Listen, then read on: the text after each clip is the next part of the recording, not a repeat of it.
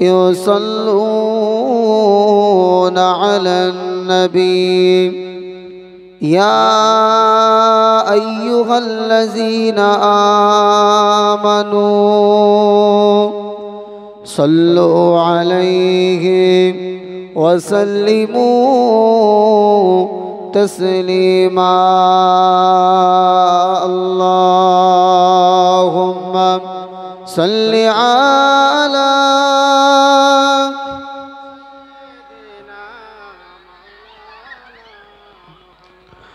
وعلى آل سيدنا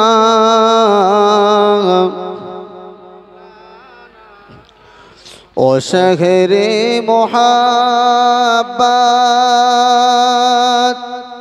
जगह मुस्तफा है वही घर बनाने को दिल चाहता है ओ शहरे मोहब्बत जगह मुस्तफा है वही घर बनाने को दिल चाहता है ओ सोने से कंकर ओ चांदी से माटी नजर में बसाने को दिल चाहता है जो पूछा नबी ने कि कुछ घर पे छोड़ा किसी के अकबर के होठों पे आया जो पूछा नबी ने कि कुछ घर पे छोड़ा किसी के अकबर के होठों पे आया ओहा माल दौलत की क्या है हकीकत ओहा माल दौलत की क्या है ज़रूरत जगह जी लुटाने को जी चाहता है ओ शहरे मोहब्बत जगह मुस्तफा है वही घर बनाने को जी चाहता है अल्लाहुम्मा सल्ली अला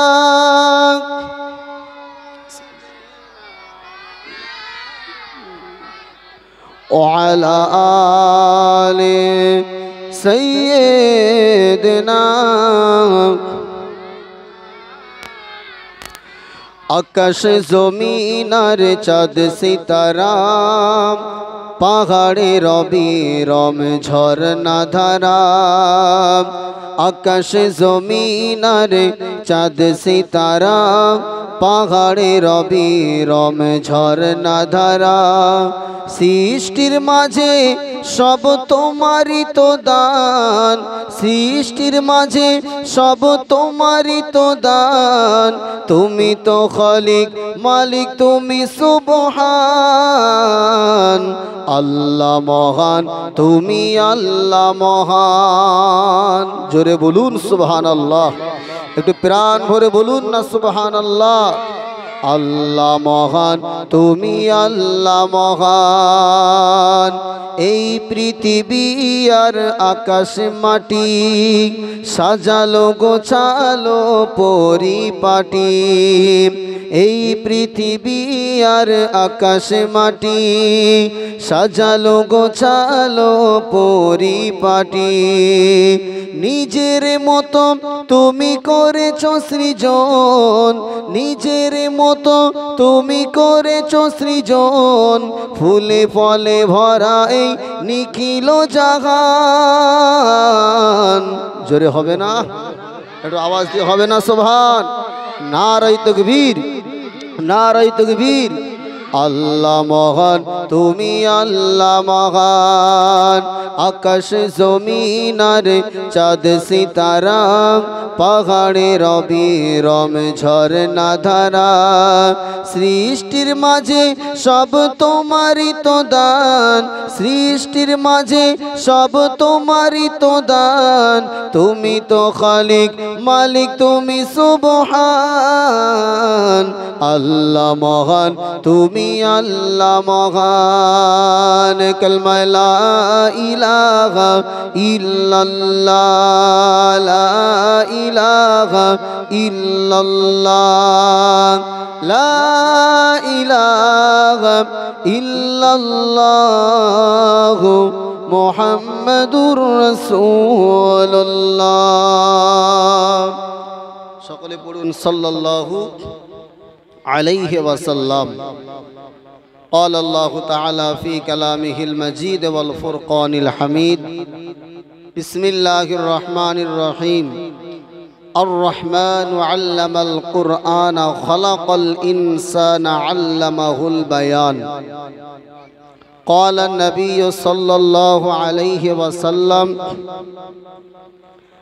أحب البلاد إلى الله مساجدها أو كما قال عليه الصلاة والسلام আল্লাহ পাক রব্বুল আলামিনের দরবারে লাখো কোটি শুকরিয়া যে আল্লাহ পাক আমাকে আপনাকে দুনিয়ার সমস্ত খারাপি কাজ থেকে আল্লাহ কিছু সময় বিরত রেখে এই জান্নাতের বাগানে আল্লাহ এই দুয়ার মজলিসে আল্লাহ আমাকে আপনাকে কবুল করেছেন আল্লাহ বসবার মতো শুনবার মতো তৌফিক দিয়েছেন সকলে বলি আলহামদুলিল্লাহ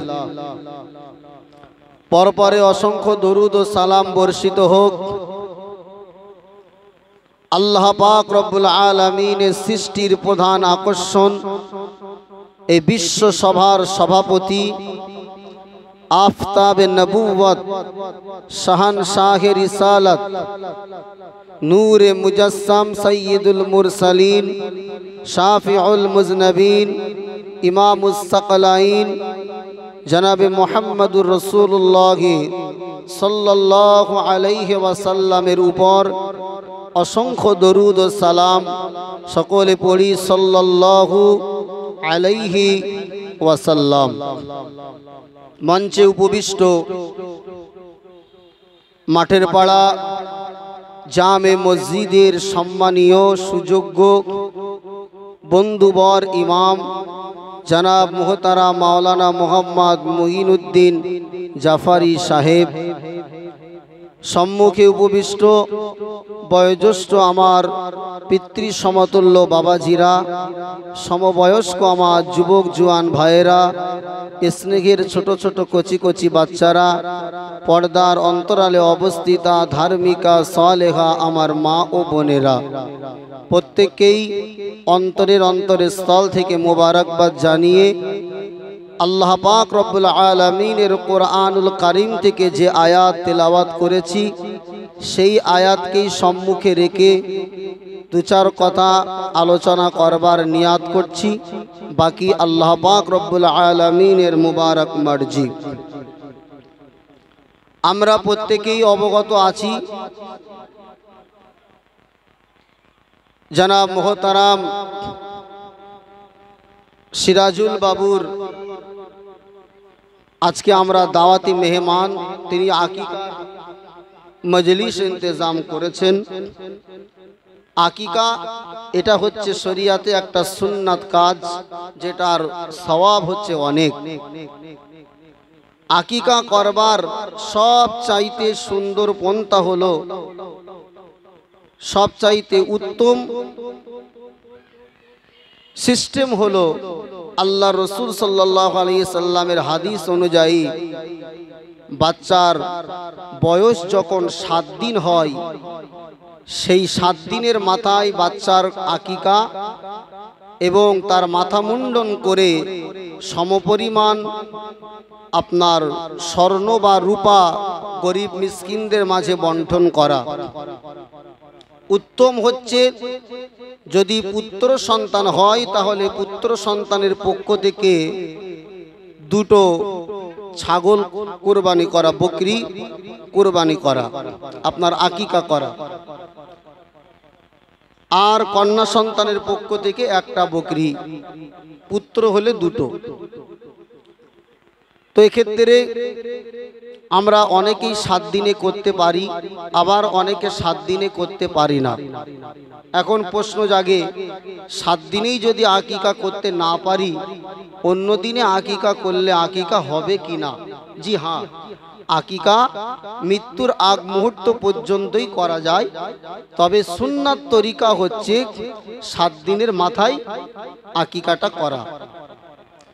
ফুকাহা একরাম বলেছেন, যদি কেউ 7 দিনের মাথায় আকিকা করতে না পারেন তাহলে সে 14 দিনের মাথায় আকিকা করবেন।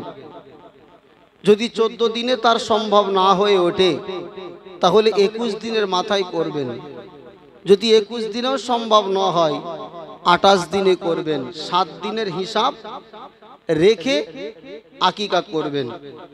এখন একটা প্রশ্ন জাগে, যে ছেলেটার 50 বছর বা 30 বছর 40 বছর বয়সে গিয়ে আকিকা করা হবে, সেই ছেলেটার 7 দিনের হিসাব এটা রাখা কি সম্ভব? বলেন। যদি কারোর 50 বছর বয়সে গিয়ে আকিকা হয়, এই যে 7 দিনের যে হিসাব বললাম, এটা হিসাব রাখাটা একটু টাফ। তবে শরীয়তের একটা সুন্দর ফর্মুলা আছে, সিস্টেম আছে। সেই সিস্টেম মেনটেন করে কেউ যদি আকিকা করে তাহলে 7 দিনের হিসাবেই তার আকিকা হবে। সেই নিয়মটা হচ্ছে, আপনার বাচ্চার যেদিনে জন্ম হবে, যদি আপনার বাচ্চার জন্মটা সোমবার দিন হয়, কথার কথা, তাহলে আপনি যদি রবিবারের দিন আকিকা করেন, মানে যে তারিখে আপনার বাচ্চা জন্মগ্রহণ করবে, যে দিনে যে বারে, তার আগের দিন আকিকা করলে আপনি 50 বছর কেন 70 বছর বয়সে গিয়েও আকিকা করলে হিসাবটা 7 দিনেই হবে। একটু বাড়ি গিয়ে হিসাব করবেন, 5 বছর 10 বছরের নয়, যে আমার বাচ্চাটা সোমবারে জন্ম নিয়েছে, 14 দিনের হিসাবটা কি সত্যিই আপনার জন্ম যেদিন নিয়েছে যে বারে তার আগের দিন হচ্ছে কিনা। যদি 14 দিনেরটা মিলে যায় তাহলে বাকি সব দিন, যেদিন আপনার বাচ্চা জন্মগ্রহণ করবে তার আগের দিন আকিকা করা মানেই কি হবে, আপনার বাচ্চার 7 দিনের হিসাবটাই হয়ে যাবে, কোনো অসুবিধা নেই। তবে আকিকা মৃত্যুর আগ পর্যন্তই করা যাবে। আকিকার গোশ বন্টনের ক্ষেত্রে কুরবানির যেমন মাসালা, আকিকারও মাসালাটা সমান। কুরবানির ক্ষেত্রে যেমন যদি কেউ গরু কুরবানি করে তার 2 বছর বয়স লাগে, ঠিক তেমনই ভাবে আকিকার ক্ষেত্রেও যদি কেউ গরু দিয়ে আকিকা করে তাহলে তার বয়সটা ফুকাহা একরাম বলেছে 2 বছর হতে হবে। গোশের ক্ষেত্রে যেমন সুন্দর একটা সিস্টেম, আপনার গরিব মিসকিনরা যাতে করে মাহরুম না হয়ে যান, সেজন্য আকিকা কুরবানির গোশটাকে 3 ভাগে ভাগ করা হয়। যদিও এটা ফরজ বা ওয়াজিব নয়, এটা একটা আপনার কি বলা যেতে পারে, মুস্তাহাব বলা যেতে পারে। তো সেই ক্ষেত্রে আকিকার গোশ কেউ যদি মনে করে আমি আকিকা করবার পর সম্পূর্ণ গোশ আমি আত্মীয় স্বজনদের দাওয়াত করে মেহমানদারি করে খাইয়ে দেব, এক্ষেত্রে শরীয়ত তাকে রুখসাত দিয়েছে, কোনো অসুবিধা নাই। কেউ যদি মনে করেন আমি হাফ মানে মেহমানদের মাঝে বন্টন করব আর অর্ধেকটা আমার নিজের জন্য আমি রেখে দেব, এক্ষেত্রেও তার কোনো রকম গুনাহ হবে না। কেননা কুরবানির ক্ষেত্রেও সেম, আমরা অনেকেই মনে করি যে কুরবানির গোশত হয়তো 3 ভাগে ভাগ করাটা ওয়াজিব বা ফরজ। জি না, এটা মুস্তাহাব। এটা হচ্ছে একটা ভালো কাজ। কেন আপনি একা কুরবানির দিনে গোশত খাবেন, গরিব মিসকিনরা খেতে পারবে না, সেই জন্য আপনার এই সিস্টেমটা করা হয়েছে যে 3টে ভাগে ভাগ করলে আত্মীয় স্বজন, নিজের আর আপনার গরিব মিসকিনদের। তবে কেউ যদি মনে করে কুরবানির গোশত আমি সবই একা খেয়ে ফেলবো, তার কেউ বলতে পারবে না যে সে গুনাহগার। কেউ বলতে পারবে না, তার গুনাহ হবে না।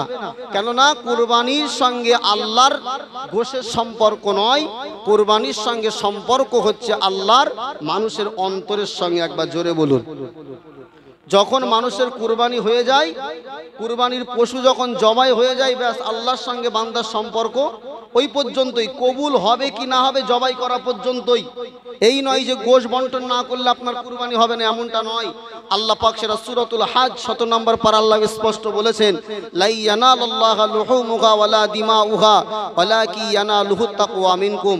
আল্লাহ না তোমাদের কুরবানির পশুর গোশ দেখেন, না রক্ত দেখেন, আল্লাহ দেখেন ওয়ালাকি ইয়ানালুহুত তাকওয়া মিনকুম, তোমাদের অন্তরটা দেখেন, তাকওয়া দেখেন। একবার জোরে বলুন। তো যেহেতু কুরবানির থেকেই আকিকার মাসালা আনা হয়েছে, তাই এটাও আকিকা করা হয়ে গেল। ব্যাস আপনি পশুর গোশ যদি মনে করেন আত্মীয় স্বজনদের খাওয়াবেন, কিছু রাখবেন, কিছু দেবেন, ওটা আপনার সম্পূর্ণ ইখতিয়ার। এখানে আপনার কোনো জোর জবরদস্তি নেই। যেহেতু আকিকা প্রসঙ্গে অনুষ্ঠান, তাই দুটো একটা কথা বলে দিলাম। আর আমরা একটা কথা জানতেও পেরে গেলাম যে আকিকা যদি আমরা 7 দিনে করতে না পারি, তাহলে বয়সকালে যদি করি অন্তত এই দিনটা একটু ঠিক রাখবো, যে বাচ্চার জন্ম কোন দিনে হয়েছিল তার আগের দিন করে দিলে ইনশাআল্লাহ আপনার 7 দিনের হিসাবটা যাবে। আল্লাহ পাক আমাদের প্রত্যেককেই সুন্নাত মোতাবিক আল্লাহ আমাদের আমল করার তৌফিক দান করেন। সকলে বলুন আল্লাহুম্মা আমিন। চলুন আল্লাহ পাক রব্বুল আলামিনের কোরআনুল কারীম থেকে সূরাতু আর রহমানের 2টি আয়াত তেলাওয়াত করেছি।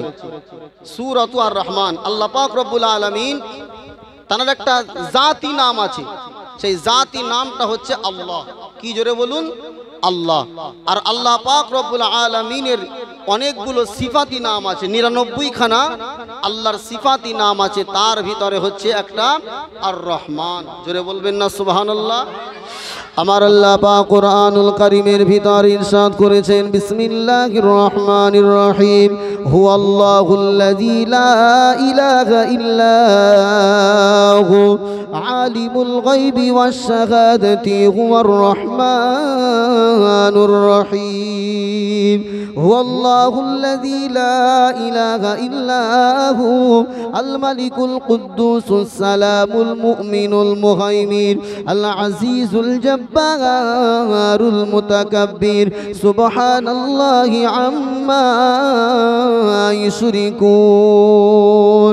হুয়াল্লাহুল খালিকুল বারিউল মুসাউবিরু লাহুল আসমাউল হুসনা ইউসাব্বিহু লাহু মা ফিস সামাওয়াতি ওয়াল আরদ ওয়া হুয়াল আজিজুল হাকীম। এ আমার আব্বা জানেরা, এ নওজোয়ান তরুণেরা, এ রাসূলুল্লাহ দিওয়ানারা, এখানে যতগুলো আমার আল্লাহ পাকের নাম আমি আপনাদের সম্মুখে তেলাওয়াত করেছি, একটাই হলো আল্লাহ পাকের জাতি নাম, সেটা হচ্ছে হুয়াল্লাহ। আল্লাহ হলেন তিনি আল্লাযী, আল্লাহ পাক বলেছেন হুয়াল্লাহুল্লাযী লা ইলাহা ইল্লা হুয়াল মালিকুল কুদ্দুসুস সালাম। আমার আল্লাহ পাক রব্বুল আলামিন এখানে তার সিফাতি নামগুলো আল্লাহ পরস্পর বর্ণনা করেছেন। এ নওজোয়ান তরুণেরা, এ রাসূলুল্লাহ দিওয়ানারা, আমার আল্লাহ পাক রব্বুল আলামিনের সিফাতি নামের ভিতর থেকে একটা সিফাতি নাম হলো আর রহমান, যেটা আমি আপনি কোরআনুল কারীম তেলাওয়াত করতে গেলেও আমরা একটা তাসবিহ পড়ি, সেটা হচ্ছে বিসমিল্লাহির রহমানির রহিম। শুরু করছি আল্লাহর নামে, যিনি হলেন রহমান আর রহিম। এ আমার আব্বা জান ভাইজানেরা, এ রাসূলুল্লাহ দিওয়ানারা, আর রহমান নামের এই আল্লাহ পাকের এই সিফাতি নাম নিয়ে ব্যাখ্যা করতে গিয়ে মুফাসসিরিন ইকরামগণ তানাদের কিতাবের ভিতরে তানারা লিখেছেন, আমার আল্লাহ পাক রব্বুল আলামিন তার সিফাতি নামটা যদি আর রহমান না হতো তাহলে দুনিয়া জমিনে আমার আল্লাহ পাক কোনো কাফির মুশরিক কোনো বেদিন আমার আল্লাহ পাক কোনো নাফরমান বান্দাকে দুনিয়া জমিনে আল্লাহ রুজি দিতেন না। কেন আমার আল্লাহ পাকের নাম হলো আর রহমান, আমার আল্লাহ হলেন দয়ালু। আমার আল্লাহ দয়ালু শুধু মুসলমানদের জন্য নয়, আমার আল্লাহ পাক শুধু মুসলমানদের উপরে দুনিয়া জমিনে রহম করেন দয়া করেন এমনটা নয়। আমার আল্লাহ পাক এর যারা ইবাদত বান্দিগি করে, যারা নামাজ রোজা করে, হজ যাকাত করে, আমার আল্লাহ পাক তাদেরকেও যেমন রুজিটা দিয়ে থাকে ঠিক তেমনি ভাবে দুনিয়া জমিনে যারা বেনামাজি, দুনিয়া জমিনে যারা আল্লাহর নাফরমান বান্দা বান্দি, দুনিয়া জমিনে যারা আল্লাহ ছাড়া অন্য কাউকে ইবাদত বান্দিগি করে, আমার আল্লাহ পাক আল্লাহ তাআলা তাদেরকেও ঠিক সমানভাবে রুজি বন্টন করে। কেননা আমার আল্লাহর নাম যেহেতু আর রহমান, তারা হয়তো দুনিয়া জমিনে এসে আমার আল্লাহকে ভুলে গিয়ে অন্য দেব দেবীর পূজা করতে পারে, উপাসনা করতে পারে, কিন্তু না না না, তাদের প্রত্যেককেই তো আমার আল্লাহ সৃষ্টি করেছেন, আমার আল্লাহ বানিয়েছেন। তাই আমার আল্লাহ বড় দয়ালু, আমার আল্লাহ বড় মেহেরবান। তারা দুনিয়া জমিনে এসে আল্লাহ নাফরমানি করবার সত্ত্বেও আমার আল্লাহ আর রহমান নামের সিফাতির ওসিলা করে আল্লাহ তামাম পৃথিবীর মানুষের সমানভাবে রুজিটা দিয়ে থাকে। না হলে হিসাব কি বলছে? যারা আল্লাহর কথা শুনবে তাদেরকে আল্লাহ রুজি দেবে। যদি এই নিয়মে আমার আল্লাহ চলতেন, মাঠের পাড়া গ্রামের কটা মানুষ রুজি পেত? একটু হাত তুলে বলেন। এই ফতেপুর মাঠের পাড়া গ্রামে যত মানুষ আছে, দুনিয়াবি নিয়মে মানুষ যে দুনিয়া চালায়, যে আমার হবে আমি তার হব, এটা তো দুনিয়া চলছে নিয়ম, ঠিক না বেঠিক? সামনে সরে আসতে বলবো? আচ্ছা, একটুখানি আগিয়ে আসেন।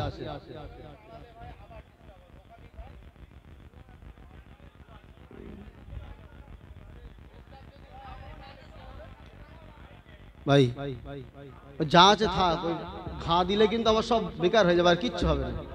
এমনি সেই অনেকক্ষণ পথ সেটিং হয়েছে, আবার যদি ঘা ঘু দেন তাহলে হয়তো ওই এক কাজ করেন, বক্সের সামনে থেকে কেউ সরে যান, তাহলে কান রাখা যাবে না। আর এই ছোট জায়গা তো এমনি অনেক, একটু আগিয়ে আগিয়ে চলে আসেন, সকলে আগিয়ে আগিয়ে আসেন, আসেন। অনেক কষ্ট করে সেটিং করেছে, যাক, আবার যদি ঘা ঘু দেন তাহলে সব বেকার হয়ে যাবে। মাশাআল্লাহ।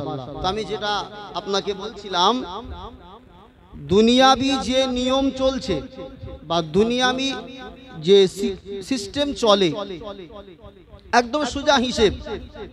আপনি যদি কারোর কাছ থেকে কোনো অনুদান পেতে চান, তাহলে অবশ্যই তার দলে আপনার থাকতে হবে। এটা তো দুনিয়ার একদম সোজাসুজি হিসেব। আপনি তার দল করবেন না, তার দলে থাকবেন না, তাহলে কিন্তু আপনাকে সে অনুদান দেবে না। এটা হচ্ছে। তাহলে ওই নিয়মে যদি আমার আল্লাহ দুনিয়া চালাতেন, যে যারা আমি আল্লাহ আমার নিয়ম মেনে চলবে তাদেরকেই আমি আল্লাহ রুজি দেব, তাহলে মাঠের পাড়ার তো 95% মানুষ না খেয়ে মারা যাবে। হিসাব ঠিক বলছি তো? কেননা আপনাদের গ্রামে যত মানুষ আছে সবাই তারা আল্লাহর ঘরে গিয়ে সময় মতো সময় দেয় না, দেয় কি? হয়তো হাতে গোনা কয়েকজন দেন। তাহলে যারা 5 ওয়াক্ত গিয়ে নামাজ আল্লাহর ঘরে গিয়ে আদায় করেন, সময় মতো আমার আল্লাহর ইবাদত বান্দিগি করেন, হিসাবে তারাই হচ্ছে আল্লাহর মাহবুব বান্দা বা আল্লাহর পছন্দের বান্দা। আর পক্ষান্তরে যারা 5 ওয়াক্ত নামাজ পড়ে না, উপরন্তু শরিয়াতের হারাম কাজ যেটা আল্লাহ নিষেধ করেছেন সেই কাজ করতেই থাকেন, তাহলে তারা আল্লাহর দল থেকে খারিজ হয়ে গেল। তাহলে আল্লাহর দল থেকে যারা খারিজ, আল্লাহ দুনিয়ায় থাকবে, আল্লাহর দেওয়া নিঃশ্বাস অক্সিজেন তারা নেবে, আল্লাহ দেওয়া আপনার দয়াতে তারা দুনিয়াতে চলবে, আল্লাহ দেওয়া কুদরতি পা দিয়ে তারা হাঁটবে, তারা চোখে দেখবে অথচ আল্লাহ নাফরমানি করবে, তাহলে তো হিসাব বলছে তাদেরকে আমার আল্লাহ কোনো রুজিয়াত দেবে না। রুজি মানে তাদের ইনকাম অফ সোর্স আমার আল্লাহ পাক বন্ধ করে দেবেন, তারা না খেয়ে মারা যাবে। তাই কি করছে? দেখেন দুনিয়ার জমিনে অনেক নাফরমান বান্দা রয়েছে যারা মুশরিক, আমার আল্লাহ পাক তাদেরকে কোটি কোটি টাকার মালিক বানিয়েছে। ওরা মনে করে যে আমরাই হচ্ছি খাঁটি বান্দা, যদি খাঁটি বান্দা না হব তাহলে আল্লাহ আমাদের এত পয়সা দেয় কেন? আরে দুনিয়ার জমিনে সব চাইতে খাঁটি মানুষ ছিলেন আমার নবী, তিনি কিন্তু ধনী ছিলেন না, কি ছিলেন? গরিব। তার মানে এই নয় যে আমার আল্লাহ আমার নবীর উপরে নারাজ, নাউযুবিল্লাহ আস্তাগফিরুল্লাহ। সব চাইতে খুশি আমার আল্লাহ যে মানুষটার উপরে ছিলেন তিনি কামলিওয়ালা মুহাম্মাদুর রাসূলুল্লাহ। বা জোরে বলেন সুবহান। আমার আল্লাহ পাক তাকে দুনিয়ার জমিনে কিন্তু গরিব হালাতে রেখেছিলেন। আবার দেখুন মিশরের সেই হাইব্রিড বেঈমান ফিরাউন, ওকে আল্লাহ বাদশাহিত্ব দিয়েছিল। ও তো বাদশাহিত্ব পেয়ে অহংকারে বলেই ফেলেছিল আনা রব্বুকুমুল আলা, আমি হলাম বড় খোদা। আমার আল্লাহকে দুনিয়ায় বাদশাহিত্ব দিয়ে শেষ আপনার একেবারে নীল নদে এমন চুবানি খাওয়ালো জাহান্নাম। তো বাবাজি আমার, আমি বুঝাতে চেয়েছি আল্লাহ যদি আর রহমান নামটা না থাকতো তাহলে দুনিয়ার জমিনে কোনো কাফের মুশরিক এরা খানা পেত না। যেহেতু আল্লাহ পাক রব্বুল আলামিনের একটা সিফাতি নাম আর রহমান, তিনি দয়ালু, তাই এই রহমান নামের সিফাতটা আমার আল্লাহ পাক তিনি বাস্তবে রূপ দিয়ে কাফের মুশরিক বেঈমান বেদিন মুসলমান সবাইকে আমার আল্লাহ পাক দুনিয়াতে রুজির ব্যবস্থা করে দেন। একবার জোরে বলুন। তবে আর একটা নাম কিন্তু আল্লাহর রয়েছে, আর রহমান আর রহিম। ও আমার আব্বাজা ভাইজানেরা, নওজওয়ানেরা, তরুণেরা, হে রাসূলুল্লাহ দিওয়ানারা, কিতাবের ভিতরে লেখা আছে আমার আল্লাহ পাক রব্বুল আলামিনের সিফাতি নাম হলো আর রহমান। ওই রহমান নামের সিফাতের ওসিলা করে আমার আল্লাহ পাক দুনিয়া জমিনে সমস্ত কাফের মুশরিকদেরকে আমার আল্লাহ খাবারটা দিয়ে থাকেন, আমার আল্লাহ রুজিটা দিয়ে থাকেন। কিন্তু না না না, আমার আল্লাহ যার একটা সিফাতি নাম রয়েছে আর রহিম, ওই রহিম নামটা শুধুমাত্র আমার আল্লাহ পাক আল্লাহ তাআলা কিয়ামতের দিবসে মুমিন মুসলমানদের জন্য আমার আল্লাহ দেবেন। জোরে বলুন সুবহানাল্লাহ।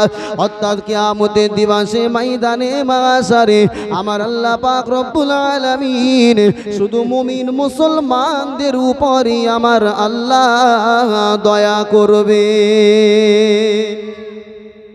সেদিন আমার আল্লাহ পাক আর কোনো কাফেরদের উপরে দয়া, জোরে বলুন, করবেন না। আমার আল্লাহ দয়াবান, কিন্তু আর রহমান এটা দুনিয়াবির জন্য, আর আর রহিম এটা খাস আমার আল্লাহ শুধু মুমিন মুসলমানদের জন্য কিয়ামতের দিবসে। আল্লাহ নবী বলেছেন তোমরা যখন আল্লাহর কাছে দোয়া চাইবে, হে আমার সাহাবায়ে কেরামের উম্মাতানিরা, তোমরা আল্লাহর কাছে দোয়া চাইতে এই দোয়াটা চাইবে, আল্লাহুম্মা হাসিবনি হিসাবান ইয়াসীরা। ও আমার আব্বাজান ভাইজানেরা, নওজওয়ানেরা, তরুণেরা, হে রাসূলুল্লাহ দিওয়ানারা, আল্লাহ নবী এই দোয়াটা শিখিয়ে দিয়েছেন। ও আমার সাহাবায়ে কেরামেরা, উম্মাতানিরা, মনে রাখো তোমরা রবের কাছে যখন দোয়া চাইবে এই দোয়াটাও আল্লাহর কাছে চাইবে, আল্লাহুম্মা, হে আল্লাহ, হাসিবনি হিসাবান ইয়াসীরা। আল্লাহ পাক কিয়ামতের দিবসে আপনি আমাদের প্রত্যেককে আল্লাহ হিসাব ইয়াসির দান করবেন। হিসাব ইয়াসির মানে হলো আসান হিসাব, হিসাব ইয়াসির মানে হলো সহজ হিসাব। কেননা আমার আল্লাহ যদি কোনো বান্দার কাছ থেকে পাই টু পাই হিসাবটা নেন, দুনিয়ার কোনো বান্দার দ্বারাই সম্ভব নয় যে আল্লাহর সম্মুখে দাঁড়িয়ে তার জীবনের পাই টু পাই হিসাবটা দেবে।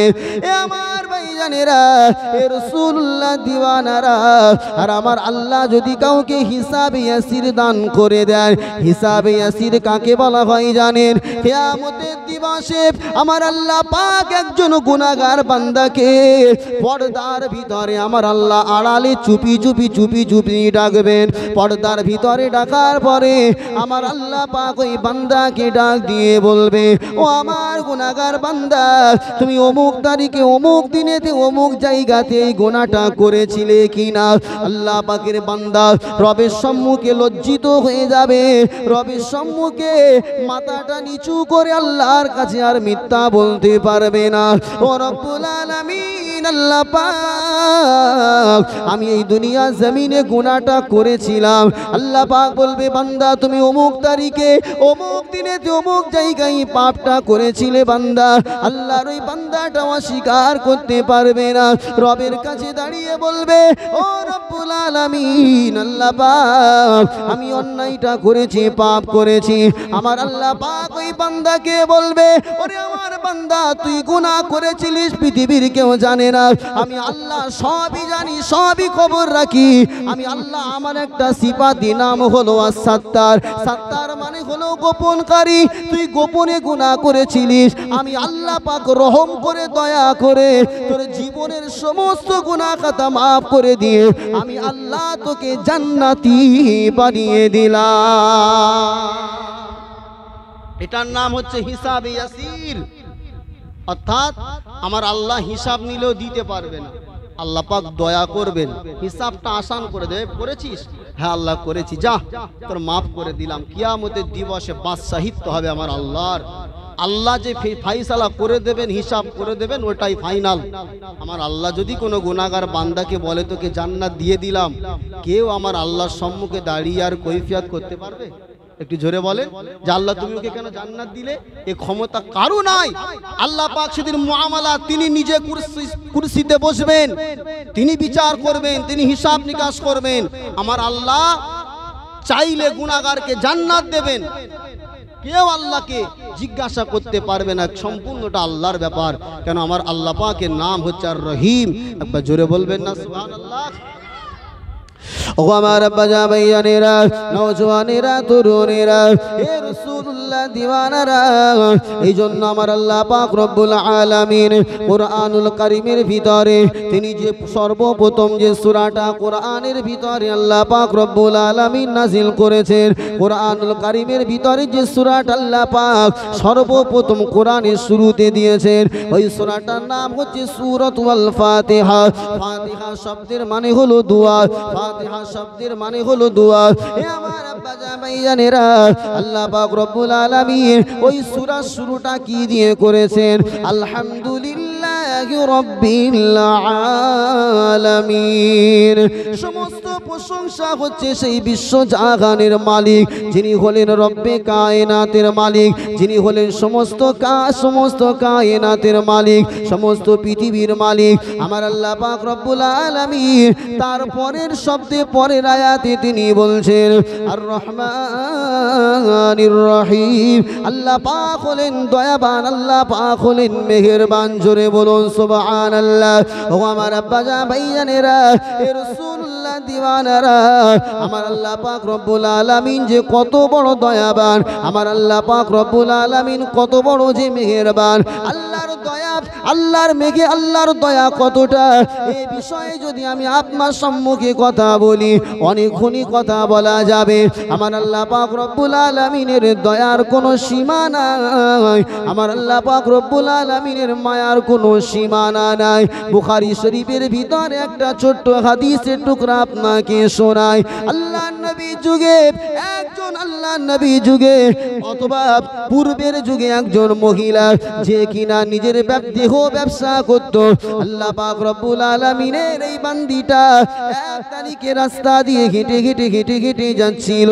এমন অবস্থায় কূপের ধারে গিয়ে একটা কুকুরকে তৃষ্ণাত অবস্থায় দেখে, একটা কুকুরকে দেখতে পেল পানি পান করবার জন্য কূপের ধারে দাঁড়িয়ে আছে, কিন্তু না না না পানি সে কোনো রকম ভাবে কুয়া থেকে পান করতে পারে না।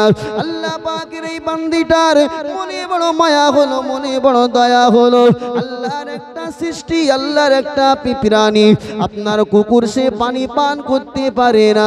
ওই সময় তো এই দেহ ব্যবসায়ী মহিলাটা নিজের ওন্নাখানা কূপের ভিতরে দিয়ে কূপ থেকে একটু পানি উঠিয়ে নিয়ে আল্লাহ পাকের ওই প্রাণী কুকুরকে পান করাবার কারণে আমার আল্লাহ পাক, আমার আল্লাহ তাআলা দয়া করে মেহেরবানি করে ওই মহিলার জীবনের সমস্ত গুনাহ খাতা আমার আল্লাহ ক্ষমা করে দিয়েছিলেন। জোরে বলুন সুবহানাল্লাহ। ও আমার আব্বাজান ভাইজানেরা, আমার আল্লাহ যদি আজও দুনিয়া জমিনে আমাদের উপরে আর রহমান এই নামটা যদি আমার আল্লাহর না থাকতো, তাহলে দুনিয়া জমিনে আমরা একটা কদম আগে বাড়তে পারতাম না। আমরা দুনিয়া জমিনে আল্লাহর দেওয়া নিয়ামতগুলো ভক্ষণ করে আল্লাহর সঙ্গে দিনের পর দিন রাতের পর রাত আমরা আল্লাহর নাফরমানি করেই চলেছি। কিন্তু না না না, আমার আল্লাহ পাক বান্দাকে কিন্তু খতম করে দেয় না। আমার আল্লাহ পাক বান্দাকে আযাব দিয়ে দুনিয়া জমিনে শেষ করে দিচ্ছে না। আমার আল্লাহ পাক বান্দাকে মরণের আগ মুহূর্ত পর্যন্ত আমার আল্লাহ পাক সময়টা দিয়ে রেখেছেন। মরণের আগের দিনেও যদি আল্লাহর কোনো বান্দা যদি আল্লাহর কাছে তাওবা করে ফিরে আসে, আমার আল্লাহ পাক কোরআনের ভিতরে জানিয়েছেন, ইল্লা মান তাবা ওয়া আমানা ওয়া আমিলা আমালান সালিহান ফাউলাইকা ইউবাদদিলুল্লাহু সাইয়্যাতিহিম হাসানাত। ওগো আমার আব্বাজান ভাইজানেরা, আমার আল্লাহ কত বড় রহমান একটু দেখুন। আমার আল্লাহ বলেছেন কোন বান্দা যদি মান তাবা দুনিয়া জমিনে তাওবা করে, ওয়া আমানা আর ঈমানটা আনে, ওয়া আমিলা আমালান সালিহান আর যদি দুনিয়া জমিনে নেক আমল করে, ফাউলাইকা ইউবাদদিলুল্লাহু সাইয়্যাতিহিম হাসানাত। আমার আল্লাহ শুধু তার জীবনের গুনাহগুলো maaf করে দেবেন এমনটা নয়, আমার আল্লাহ জানিয়েছেন ওর জীবনের গুনাহগুলো আমি আল্লাহ পাক সওয়াব দিয়ে পরিবর্তন করে দেব। জোরে বলুন সুবহান। এর থেকে আমার আল্লাহ বান্দার উপর আর কি দয়া করতে পারে? জি হ্যাঁ, কেউ কোনো মানুষ যদি 60 বছর গুনাহ করে আর যেদিন মারা যাবে আল্লাহ পাক তার উপরে দয়া করেছেন, দেখা যাচ্ছে সে লোকটা আগের দিন তাওবা করেছে, তাওবা করে ব্যাস ভোরের বেলা থেকে নামাজ শুরু করেছে, ভালো হয়ে গেছে। 60 বছর পাপ করেছে, 70 বছর পাপ করেছে, কিন্তু যেদিন মারা যাবে তার আগের দিন তাওবা করেছে, কিন্তু তাওবাটা ছিল খালেস অন্তরে। এখন আপনি বলবেন ও বুঝতে পেরেছিল তাই তাওবা করেছে। আচ্ছা বলেন, কেউ বুঝতে পারে যে আমি মারা যাব? কথা বলছেন না কেন? এটা কি সম্ভব? চায়ের দোকানে চা খাচ্ছিল, বাড়িতে এসে বুকে যন্ত্রণা, হঠাৎ মারা গেছে। তো ও যদি জেনেই ফেলবে আমি রাত্রেবেলা মারা যাব, তাহলে তো ঠিক টাইম মতো তাওবা করবে। ওটা হচ্ছে নসিব, ওটা তাকদীর। আল্লাহ পাক চেয়েছে আমার বান্দা আমি ক্ষমা করব। কেন? এই তাওবা করার নসিব অনেকের হয় না। অনেকে মনে মনে ভাবছে ওই তো তাহলে ঠিক মরার একদিন আগে করে নেব। আপনি যে ওই আগের দিন সময়টা পাবেন এই গ্যারান্টি আপনাকে কে দেবে? আপনি আশায় বসে আছেন। আমাদের পাড়ার মনে করেন কথার কথা আব্দুল মালিক রস করেছে যে 60 বছর বদমাইশি করেছে, আগের দিন তওবা করে ভালো হয়ে গেছে, আমি তো 60 বছর ঠিক করে নেব। 60 পর্যন্ত আপনি যাবেন এই গ্যারান্টি আপনার কাছে আছে? কত ছেলে তো 20 বছরে মারা যায়, কত ছেলে তো 18 বছরে মারা যায়। তাহলে এই যে তওবা করতে পেরেছে ওটা ওর জন্য নসিব। আমার আল্লাহ বলেছেন যদি মরণের সময় যে মানুষের একটা গলা থেকে গাড় গাড় করে আওয়াজ বার হয়, হাদিসের ভাষায় বলা হয়েছে মালাম ইগরগির, এই গলা থেকে গ্যাড় গাড়ানির আওয়াজ বার না হওয়া পর্যন্ত যদি কোনো বান্দা আল্লাহর কাছে তাওবা করে ফিরে আসে, আমার আল্লাহ তিনি রহমান, তিনি সমস্ত গুনাহ মাফ করে দেবেন। জোরে বলুন। কিন্তু যখন মরণের সময় যে একটা গলা থেকে আওয়াজ বার হয়, ওই সময় সে বুঝেই ফেলে যে আমি আর বলুন বাঁচবো না, তখন যদি সে তাওবা করে ওই তাওবাটা কিন্তু আমার আল্লাহর কাছে আর গ্যারান্টেড হবে না। কেননা ওই সময় তওবা কিন্তু ফিরাউনও করতে চেয়েছিল। কোরআনের ভাষা আল্লাহ পাক বলেছেন যখন ফিরাউন ডুবে যাচ্ছে, ও তো জানতো যে আল্লাহ একজন আছেন, তখন বলল আমানতু বিল্লাযী, আমি ওই মুসার খোদার উপর ঈমান আনলাম। তখন কি আর এনে কোনো কাজ হবে? তখন তো মরেই যাচ্ছে। তাই ওই সময়কার তওবাটা আমার আল্লাহ কবুল করবেন না। এছাড়া দেখা যাচ্ছে একটা লোক বিকালে মারা যাবে, কিন্তু জোহরের সময় তার অন্তরের ভিতরে কি আল্লাহ পাক পরিবর্তন এনে দিয়েছে। সে নিয়াত করলো যে আল্লাহ তোমার কাছে আমি যা অন্যায় করেছি আমি এখন থেকে তোমার কাছে তওবা করছি। তওবা শব্দের মানে হলো ফিরে আসা, মানে রুজু হওয়া, প্রত্যাবর্তন করা। আমি আল্লাহ এখন থেকে ফিরে এসেছি, আল্লাহ আমি আসর থেকেই একদম সত্যিকারের মন থেকে তওবা করছি, আমি আসর থেকে নামাজ পড়বো, আর জীবনে এই গুনাহগুলো করব না। ওই তখনই আমার আল্লাহ জীবনের সব গুনাহগুলো মুছে দেবে। একবার জোরে বলেন। দেখা যাচ্ছে আসরের নামাজ পড়বার আগেই মাইক এলান হলো মাঠের পাড়া গ্রামের অমুক মারা গেছে, ও নামাজ এক ওয়াক্ত পড়তে পারলো না, কিন্তু তওবা করেছিল তুবু ইলাল্লাহি তাওবাতান নাসুহা। আল্লাহ বলেছেন আসা রাব্বুকুম আন ইউদখিলাকুম জান্নাতিন তাজরি মিন তাহতিহাল আনহার।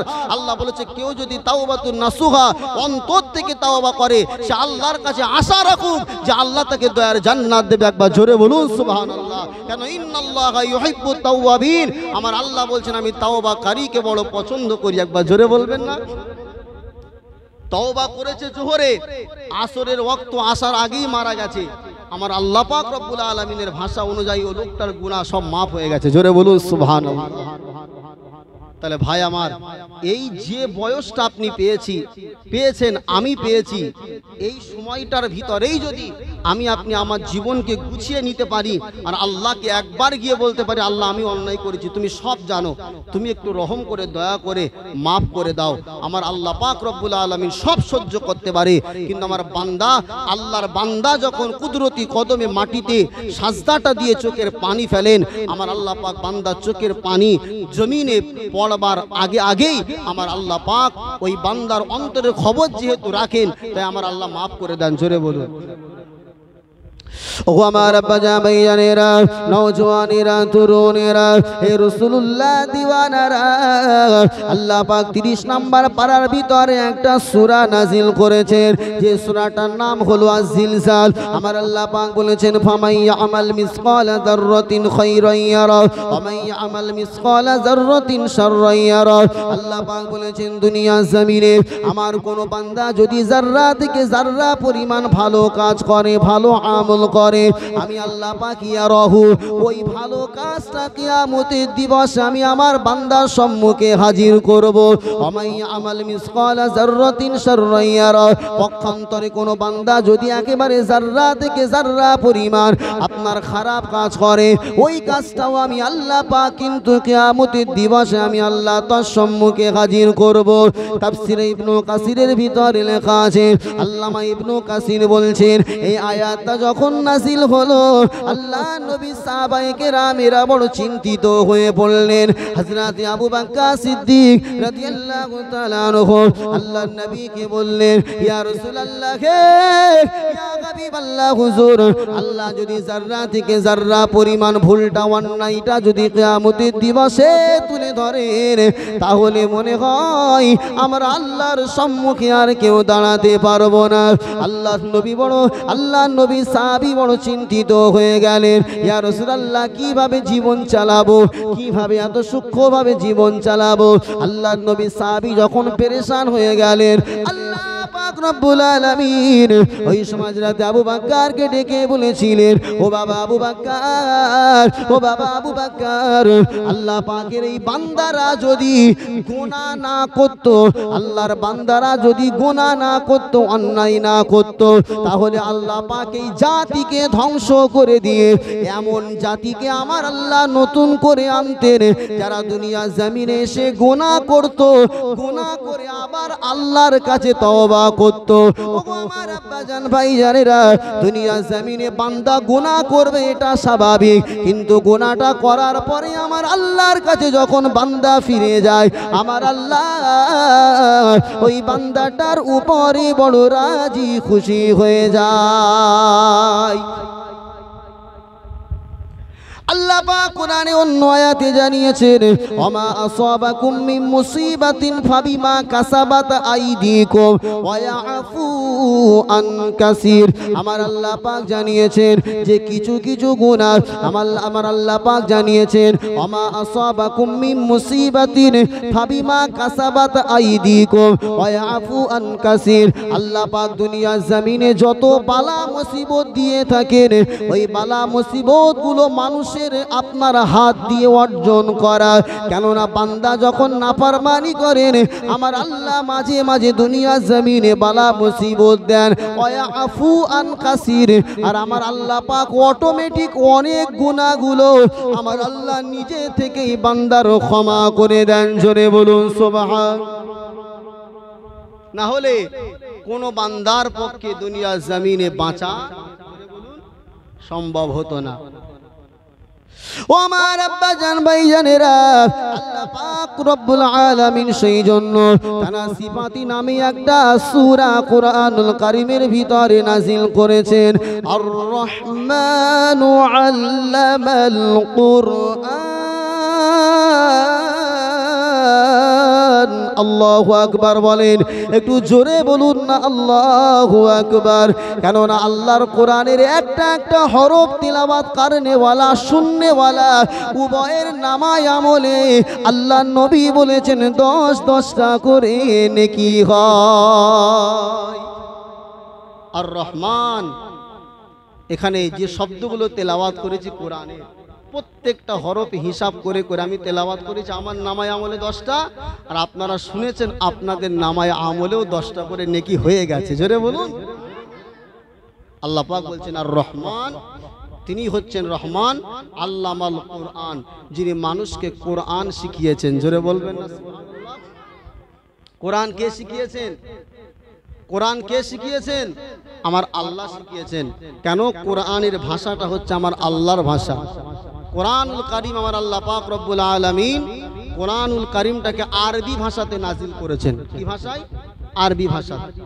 আল্লাহ পাক কোরআনুল কারীমের ভিতরে সূরা ইউসুফের প্রথমে আমার আল্লাহ বলেছেন আলিফ লাম রা তিলকা আয়াতুল কিতাবিল মুবিন ইন্না আনজালনাহু কুরআনান আরাবিয়্যান লাআল্লাকুম তাআকিলুন।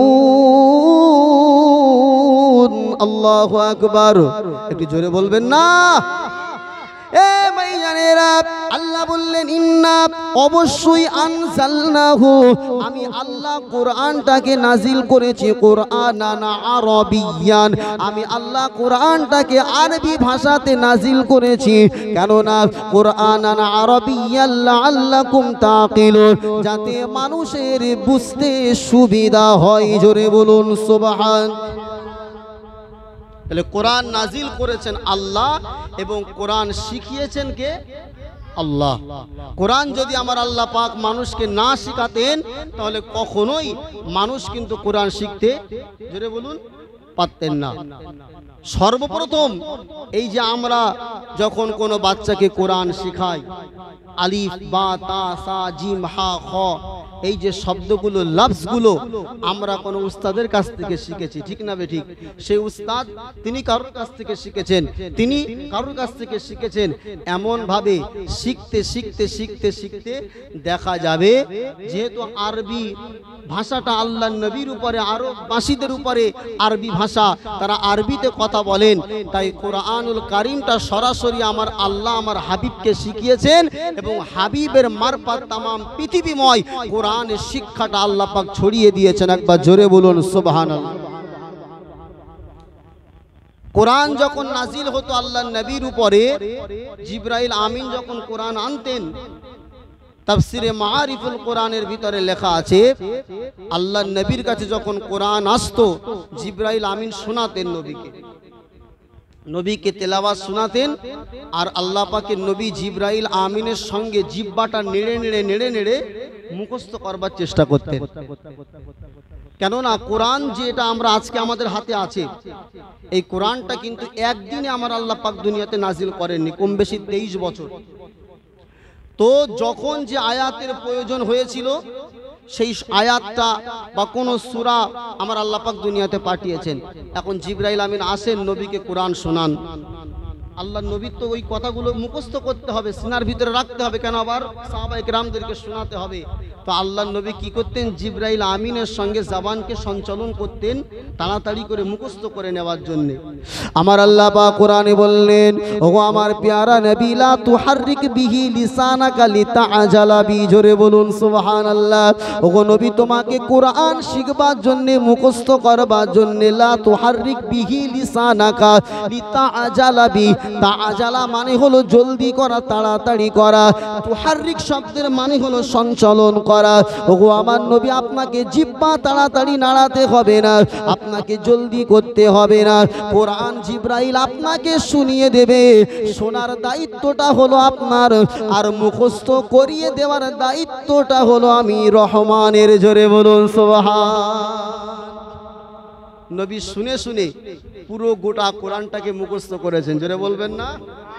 এবং প্রত্যেক রমজানুল মুবারক মাস যখন আসতো আল্লাহর নবী জিবরাইল আসতেন আর আল্লাহর নবী পুরো গোটা কোরআনটাকে রমজানুল মুবারক মাসে পালাক্রমে হযরতে জিবরাইলকে শুনিয়ে আল্লাহর নবী মানে ঠিক করে নিতেন যে কোরআনে আবার কোনো সমস্যা হলো কিনা। জিবরাইল আমিন প্রত্যেক রমজানুল মুবারক মাসে এক খতম করে কোরআন আমার নবীর জবান থেকে শুনতেন। একবার জোরে বলবেন। তাহলে ওই কোরআনটা আল্লাহর নবী তিনি শুনে শুনে মুখস্থ করেছেন, অর্থাৎ আমার আল্লাহ পাক আমার নবীকে কি করেছেন, শিখিয়ে দিয়েছেন। আমার আল্লাহ পাক রব্বুল আলামিন বললেন, আর রহমান আল্লামাল কোরআন খালাকাল ইনসানা আল্লামাহুল বায়ান। আল্লাহু আকবার। আল্লাহ পাক বলছেন, ভাইরা আমার বারবার যদি লোক টানি তাহলে তো ডিস্টার্ব হয়, একটু আবার আগে আসেন দরুদ শরীফ। আল্লাহুম্মা সাল্লি আলা সাইয়্যিদিনা, সকলে আগে আসেন। ওয়া আলা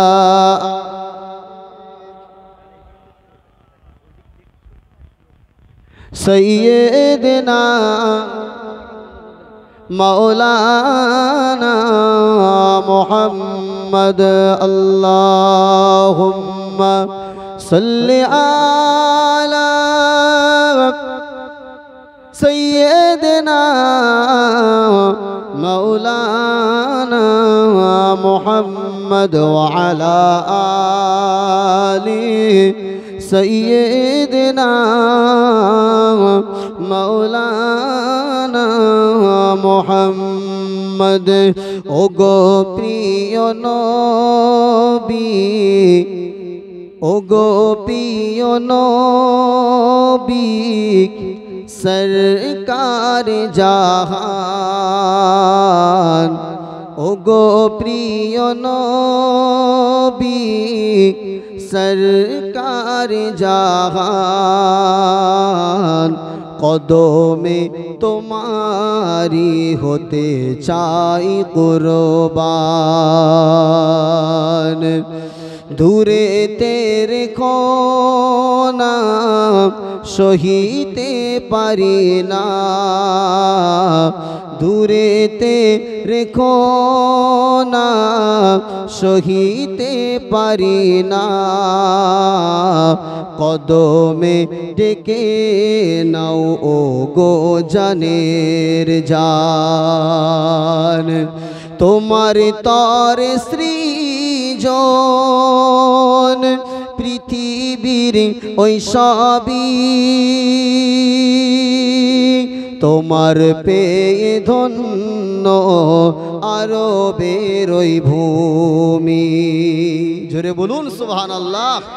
তোমার তর সৃজন পৃথিবীর ওই সবই, তোমার পেয়ে ধন্য আরবের ওই ভূমি।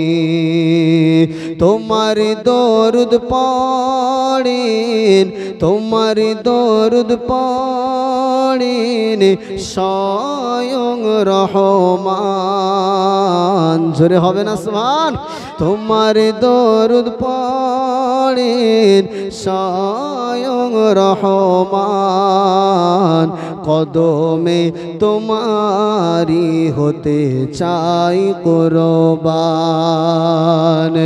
তোমায় দেখে যে জন সে প্রেমে পড়ে যায়, তোমায় দেখে চন্দ্র হার মেনে যায়। তোমায় দেখে যে জন সে প্রেমে পড়ে যায়, তোমায় দেখে চন্দ্র হার মেনে যায়। তোমার তার সৃজন সৃষ্টি কায়নাত তোমারি কদমে হতে চাই কুরবান ও গো প্রিয় নবী সরকার জাহান কদমে তোমারি হতে চাই কুরবান আল্লাহুম্মা সাল্লি আলা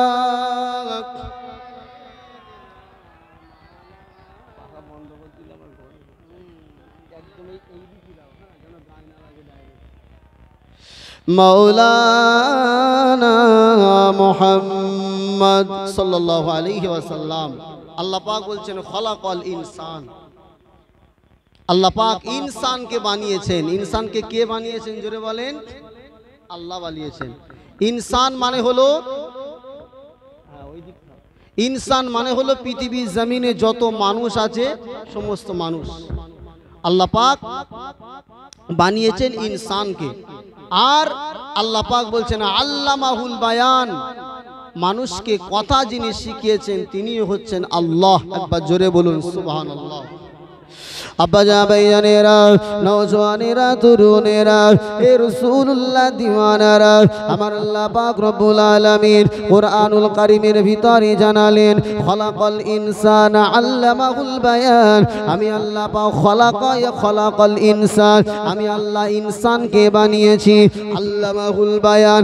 আর মানুষকে আমি আল্লাহ দুনিয়া জমিনে পাঠাবার পরে তাকে কথা বলবার কথাটা শিখিয়েছি আমি আল্লাহ পাক রব্বুল আলামিন।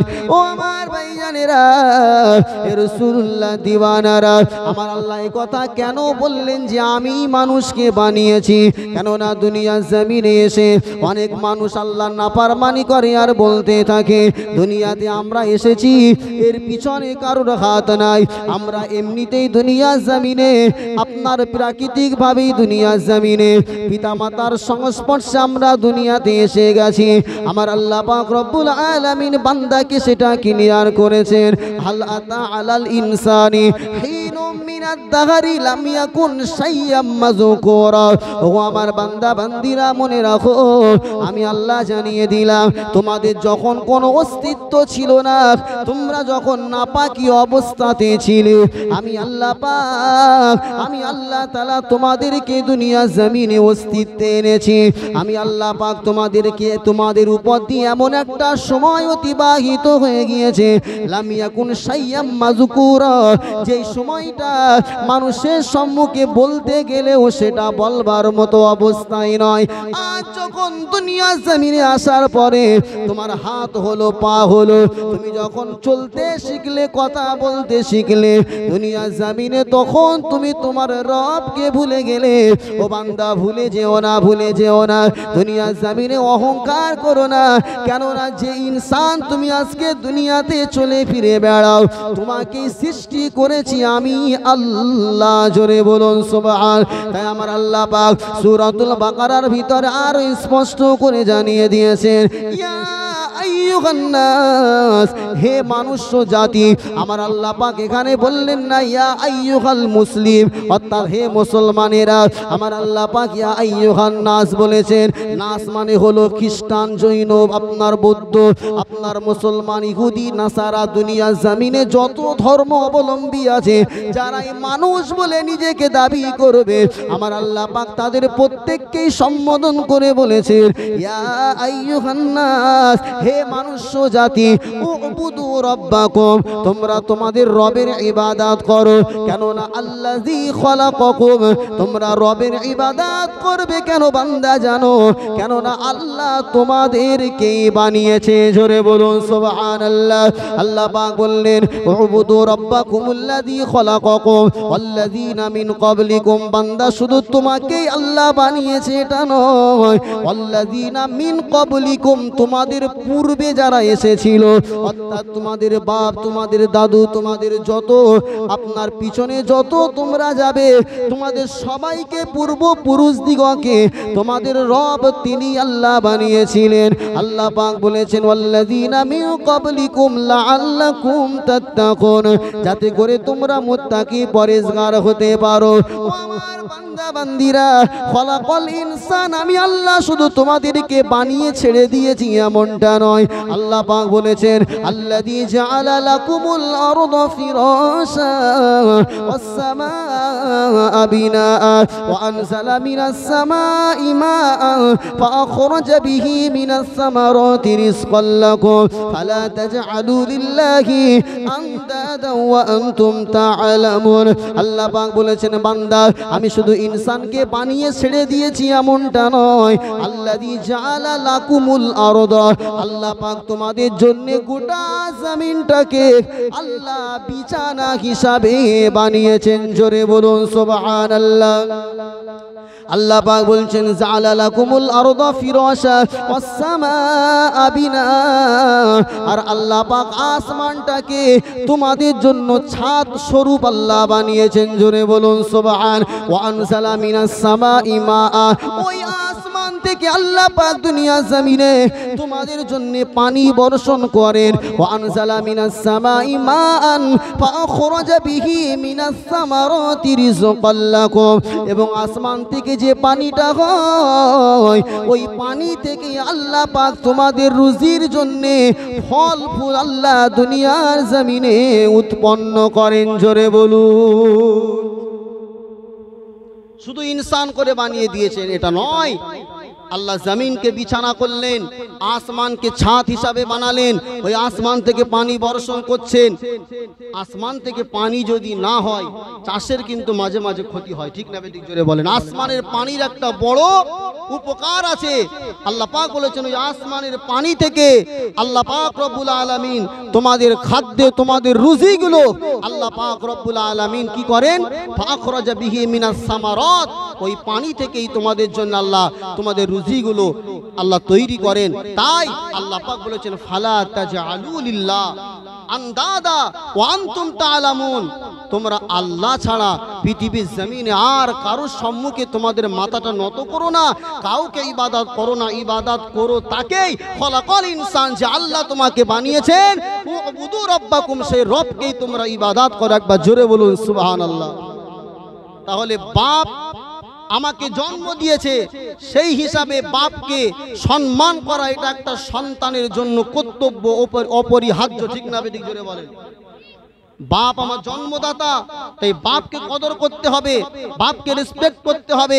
কেননা জন্মদাতা বাপের সম্মুখে কেউ যদি আঙুল নেড়ে কথা বলে, তার সম্মুখে যদি কেউ জোরে কথা বলে, তার সঙ্গে যদি আপনার চোখ রাঙিয়ে কথা বলে, সেটা যেমন ওই সন্তানটা কখনো আপনার আদবওয়ালা সন্তান হতে পারে না, সেটা একটা বিয়াদব সন্তান হয়। কেননা যে নিজের বাপকে সম্মান করে না সেই সন্তান হচ্ছে বিয়াদব, ঠিক না বেঠিক? ঠিক তেমনই ভাবে জন্মদাতা বাপকে সম্মান করতে হবে, কেননা সে তোমার বাপ, আর তোমার বাপেরও যিনি বানিয়েছেন, তোমাকেও যিনি বানিয়েছেন, তোমার 14 পুরুষ সবাইকে যিনি বানিয়েছেন তিনি হচ্ছেন রহমান। তাই আল্লাহর সম্মুখে দাঁড়িয়ে কোনো বান্দা কখনোই বিয়াদবি করতে পারবে না, অধিকার নাই। আল্লাহ বানিয়েছেন, তাই গোলামি যদি করতে হয় কাকে করতে হবে? জোরে বলেন। আল্লাহকেই করতে হবে। তাই আমার আল্লাহ পাক বলেছেন খলাকাল ইনসান। বলুন, আল্লাহ বান্দাকে বানানোর পরে বলেছেন আল্লামাহুল বায়ান। একবার জোরে বলবেন না সুবহানাল্লাহ। আল্লাহ যদি মানুষকে কথা বলার ক্ষমতা না দিতেন, যারা বুবা রয়েছে দুনিয়ার জমিনে বলেন, ওই মানুষগুলোকে নিজের ভাব প্রকাশ করতে গেলে কতটা অসুবিধা পড়তে হয়, ঠিক না বেঠিক? যারা সমাজে বুবা আছে, যারা গুঙ্গা, কথা বলতে পারে না, তাদের কিন্তু মনের সবকিছুই আছে, কিন্তু সে নিজের জবান দিয়ে তার ভাবটা প্রকাশ করতে পারে না। হাত নেড়ে আপনার বিভিন্ন অঙ্গভঙ্গিমা দেখে মানুষকে সে বুঝাতে চায় যে আমি এটা বলতে চাইছি, তারপরেও কি সে তার মনের 100% যে ইচ্ছা কথা সে কি মানুষকে হাত পা নেড়ে কি বুঝাতে সক্ষম? কিন্তু যে মানুষটাকে আমার আল্লাহ বলবার জন্য জবান দিয়েছে, ওই মানুষটা তার নিজের ভাবটা মানুষকে বলে বুঝাতে পারে না। একটু জোরে বলেন। তো এই যে কথা বলতে পারা, এটা যে আল্লাহর পক্ষ থেকে বান্দার জন্য কত বড় নিয়ামত। যে কথা বলতে পারে না সে যদি কখনো জবানটা ফিরে পায়, তার কাছে গিয়ে জিজ্ঞাসা করলে সে বলতে পারবে যে আমি যখন কথা বলতে পারতাম না তখন আমার জন্য কতটা অসুবিধা হতো। বাপ, সবচাইতে আরো বেশি বোঝানো সম্ভব, ওই বুবা লোকটার যতটা না অসুবিধা হয়, যে লোকটা কথা রানিং বলতে পারে, রানিং বলতে বলতে হঠাৎ করে হাসপাতালের বেডে অসুস্থ হয়ে গেছে, মুখ দিয়ে আর কথা বার হচ্ছে না। এরকম হয় না, হয় না? জোরে বলেন। ভালো অবস্থায় গিয়েছে, কথা বলতে বলতে গিয়েছে, হাসপাতালের বেডে গেছে, আর কথা মুখ থেকে বার হচ্ছে না। কথা বলতে চাইছে কিন্তু বলতে পারছে না। ওই লোকটাকে যদি আল্লাহ সুস্থ করে দেন, তাকে গিয়ে জিজ্ঞাসা করবেন যে ভাই তুমি যে 2-3 দিন 4 দিন কথা বলতে পারছিলে না, সেই সময় সেই পিরিয়ডের কথাটা একটু আমাকে তুলে ধরো।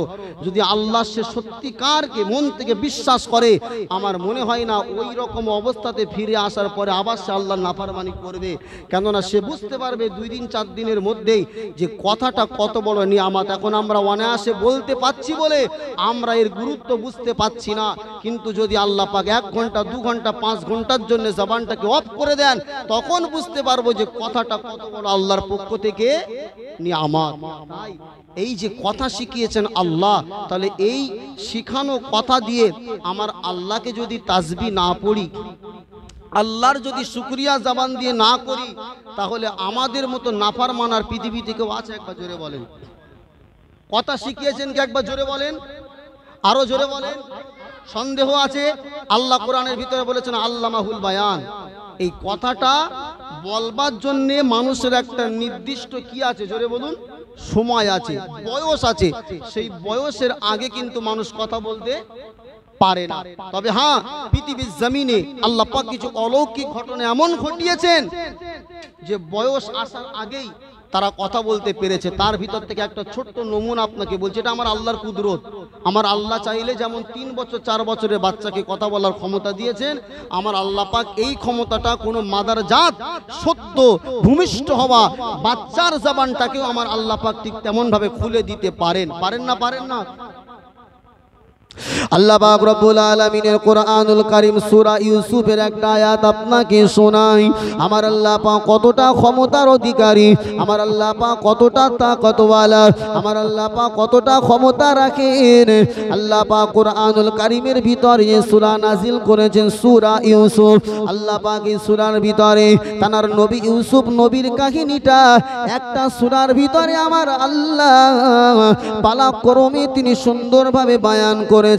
আর আমার আল্লাহ পাক বলেছেন আহসানুল কসাস। দুনিয়া জমিন কোরআনুল কারীমের ভিতরে যত ঘটনাগুলো আমার আল্লাহ বয়ান করেছেন, আমার আল্লাহ যত ঘটনাগুলো কোরআনের ভিতরে তুলেছেন, সেই ঘটনাগুলোর ভিতর থেকে আমার আল্লাহ পাক এই সূরা ইউসুফের ঘটনাকে আহসানুল কসাস বলেছেন। কসাসুন মানে হলো ঘটনা, আর আহসান মানে হলো ভালো, উত্তম ঘটনাবলী। উত্তম ঘটনাবলীর ভিতর থেকে আল্লাহ নবী ইউসুফ আলাইহিস সালাতু ওয়াস সালাম আপনারা সবাই জানেন, বিবি জুলাইখা মিশরের যিনি আজিজের স্ত্রী ছিল, আল্লাহ নবী ইউসুফকে পাওয়ার জন্য একটা ঘর বানিয়েছিল। যে ঘরের দরওয়াজাটা বানিয়েছিল 7টা, আমি লম্বা বলতে চাইছি না, জাস্ট আল্লাহর কুদরত সম্পর্কে আপনাকে ওয়াকিফাল করার জন্য বলছি। আল্লাহ নবী ইউসুফকে ঘরের ভিতরে জুলাইখা বলল ক্বালাত হাইতালাক, আপনার আল্লাহ পাকের নবী ইউসুফকে ঘরের ভিতরে ডাকা হলো। এক এক করে 7টা দরওয়াজায় তালা মেরে দেওয়া হলো। ইউসুফ নবী যখন ঘরের ভিতরে ঢুকলেন, তাফসীরের কিতাবে লেখা আছে, তাফসীরে জালালাইন সহ অন্যান্য তাফসীরের কিতাবের ভিতরে লেখা আছে, আল্লাহ নবী ঘরের ভিতরে গিয়ে দেখতে পেলেন গোটা ঘরের ভিতরটা উলঙ্গ ছবি দিয়ে ভরা, একেবারে নগ্ন নারীদের ছবি দিয়ে ভরা রয়েছে। আল্লাহ নবী ইউসুফ যখন একবার চোখ দিয়ে দেখালেন, তাকানোর সাথে সাথে চোখটাকে নিচু করে ক্বালা মাআযাল্লাহ ইন্নাহু রাব্বি আহসানা মাসওয়াই, আল্লাহর কাছে তিনি সাহায্য চাইলেন। আমার ভাইজানেরা, এ রাসূলুল্লাহ দিওয়ানারা, আল্লাহর নবী ইউসুফ যখন এমনটা দেখলেন, যখন জুলাইকা বলল ক্বালাত হাই তালাক, ইউসুফ চলে আসো, আমি আর তুমি ছাড়া ঘরের ভিতরে আর কেউ নাই। আল্লাহর নবী আল্লাহর কাছে সাহায্য চেয়ে তিনি পালাবার জন্য প্রস্তুতি গ্রহণ করলেন। ফিরে যখন দরওয়াজার দিকে তাকায়, দরওয়াজায় দেখে তালা লাগানো রয়েছে। ইউসুফ নবী জানেন তালা লাগানো, পালাতে পারবো না। তারপর আল্লাহর উপরে ভরসা করে যখনই দরওয়াজাতে হাত দিয়েছে, আমার আল্লাহর কুদরতি ক্ষমতায় সঙ্গে সঙ্গে তালাটা খুলে গিয়েছে। জোরে বলুন সুবহানাল্লাহ। একটা, দুইটা, তিনটা, চারটা, পাঁচটা, ছটা, সাতটা দরওয়াজা যখন অতিক্রম করে, ইউসুফ নবী দৌড়ায়, জুলাইকা পিছন দিয়ে দৌড়াতে থাকে। ইউসুফ নবী যখন সপ্তম দরওয়াজাটা পার করে মেন গেটের সম্মুখে গিয়েছে, দেখে মিশরের আজিজ সম্মুখে দাঁড়ানো। মিশরের আজিজকে দেখে জুলাইকা হতভম্ব হয়ে গেল, থতমত খেয়ে গেল।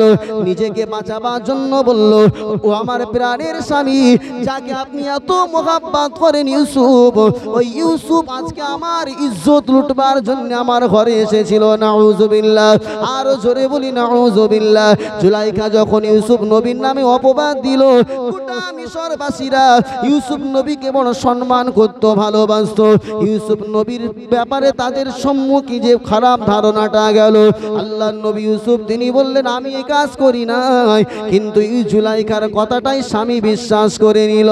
আমার আল্লাহ পাক রব্বুল আলামিনের নবীর মনটা বড় খারাপ। তাফসীরের কিতাবে লেখা আছে, আমার আল্লাহ পাক নবী ইউসুফের কাছে খবর পাঠালেন, ওগো আমার নবী ইউসুফ, আপনি চিন্তিত হবেন না, কেননা আমি জানি কে অপরাধী আর কে নিরপরাধী। আপনি মিশরের মাঝে এলান করে দেন, আপনার পক্ষে যিনি সাক্ষ্য দেবে, আজকে মিশরের রাজসভার রাজপ্রাসাদের ভিতরে একটা বাচ্চার জন্ম হয়েছে, ওই সত্য ভূমিষ্ঠ হওয়া বাচ্চাটা আপনার চরিত্রের ব্যাপারে সাক্ষ্য প্রদান করবে। আল্লাহর কথা শুনে নবী ইউসুফ এলান করে দিয়েছে যে আমি নির্দোষ। এটার প্রমাণ কোনো বয়স্ক মানুষ, কথা বলনেওয়ালা মানুষ দেবে না, বরং সদ্য ভূমিষ্ঠ হওয়া একটা ছোট্ট বাচ্চা সে আমার ব্যাপারে সাক্ষ্য দেবে। লোক বলছে ইউসুফ পাগল হয়ে গেছে। এটা কি সম্ভব? কথা বলেন, সম্ভব? আমার আল্লাহ চাইলে সবই সম্ভব, ঠিক না বে ঠিক? সব ডাকা হলো। ডাকার পরে এবারে ওই বাচ্চাটার জবানটা আমার আল্লাহ পাক খুলে দিলেন। জোরে বলুন সুবহানাল্লাহ। আল্লাহ পাকের নবী ইউসুফ দাঁড়িয়ে আছে, জুলাইকা দাঁড়িয়ে আছে, আপনার মিশরের আজিজ দাঁড়িয়ে আছে, হাজার হাজার মিশরীয় দাঁড়িয়ে আছে। সবার সম্মুখে ওই আপনার সদ্য ভূমিষ্ঠ হওয়া বাচ্চাটা, আল্লাহ নবীর ইশারা করে ওই বাচ্চাটা এবার বলতে থাকে, ইনকানা কমিসুহু কুদ্দা মিন কুবুলিন ফাসাদাকাত ওয়া হুয়া মিনাল কাযিবিন ওয়া ইনকানা কমিসুহু কুদ্দা মিন দুবুরিন ফাকাযাবাত ওয়া হুয়া মিনাস সাদিকিন। জোরে বলুন সুবহানাল্লাহ। আল্লাহ পাক কোরআনে এই আয়াতগুলো নাজিল করেছেন সূরা ইউসুফের ভিতরে। বাচ্চাটা বলতে থাকে, মিশরের আজিজ, তুমি জানতে চাও কে অপরাধী আর কেউ নিরপরাধী? আমি বাচ্চা জানিয়ে দিলাম, ইনকানা যদি থাকে কমিসুহু কুদ্দা মিন কুবুলিন, যদি ইউসুফের সম্মুখের জামা যদি ছেঁড়া থাকে, যদি ইউসুফ নবীর জামাটা যদি সামনের দিকে ছেঁড়া থাকে, ইনকানা কমিসুহু কুদ্দা মিন কুবুলিন ফাসাদাকাত, তাহলে তোমার বিবি জুলাইকা সত্য বলছে, ওহুয়া মিনাল কাযিবিন, আর ইউসুফ নবী মিথ্যা বলছে। আর যদি ইনকানা কমিসুহু কুদ্দা মিন দুবুরিন, আর যদি ইউসুফ নবীর পিছনের জামা ছেঁড়া থাকে, তাহলে তোমার বিবি মিথ্যা বলছে আর ইউসুফ কিন্তু সত্য বলছে। রাত সবাই প্রকাশ হয়ে গেল। আল্লাহর নবী যখন দৌড় দিয়েছিলেন, পালাচ্ছিলেন, পিছন দিক থেকে জুলাইকা তাড়া করে যখন ইউসুফ নবীকে ধরতে পারে না জামাটা ধরে, তখন ইউসুফ নবীর পিছনের দিকের জামাটা ছিঁড়ে জুলাইকার হাতেই ছিল। জোরে বলুন সুবহান।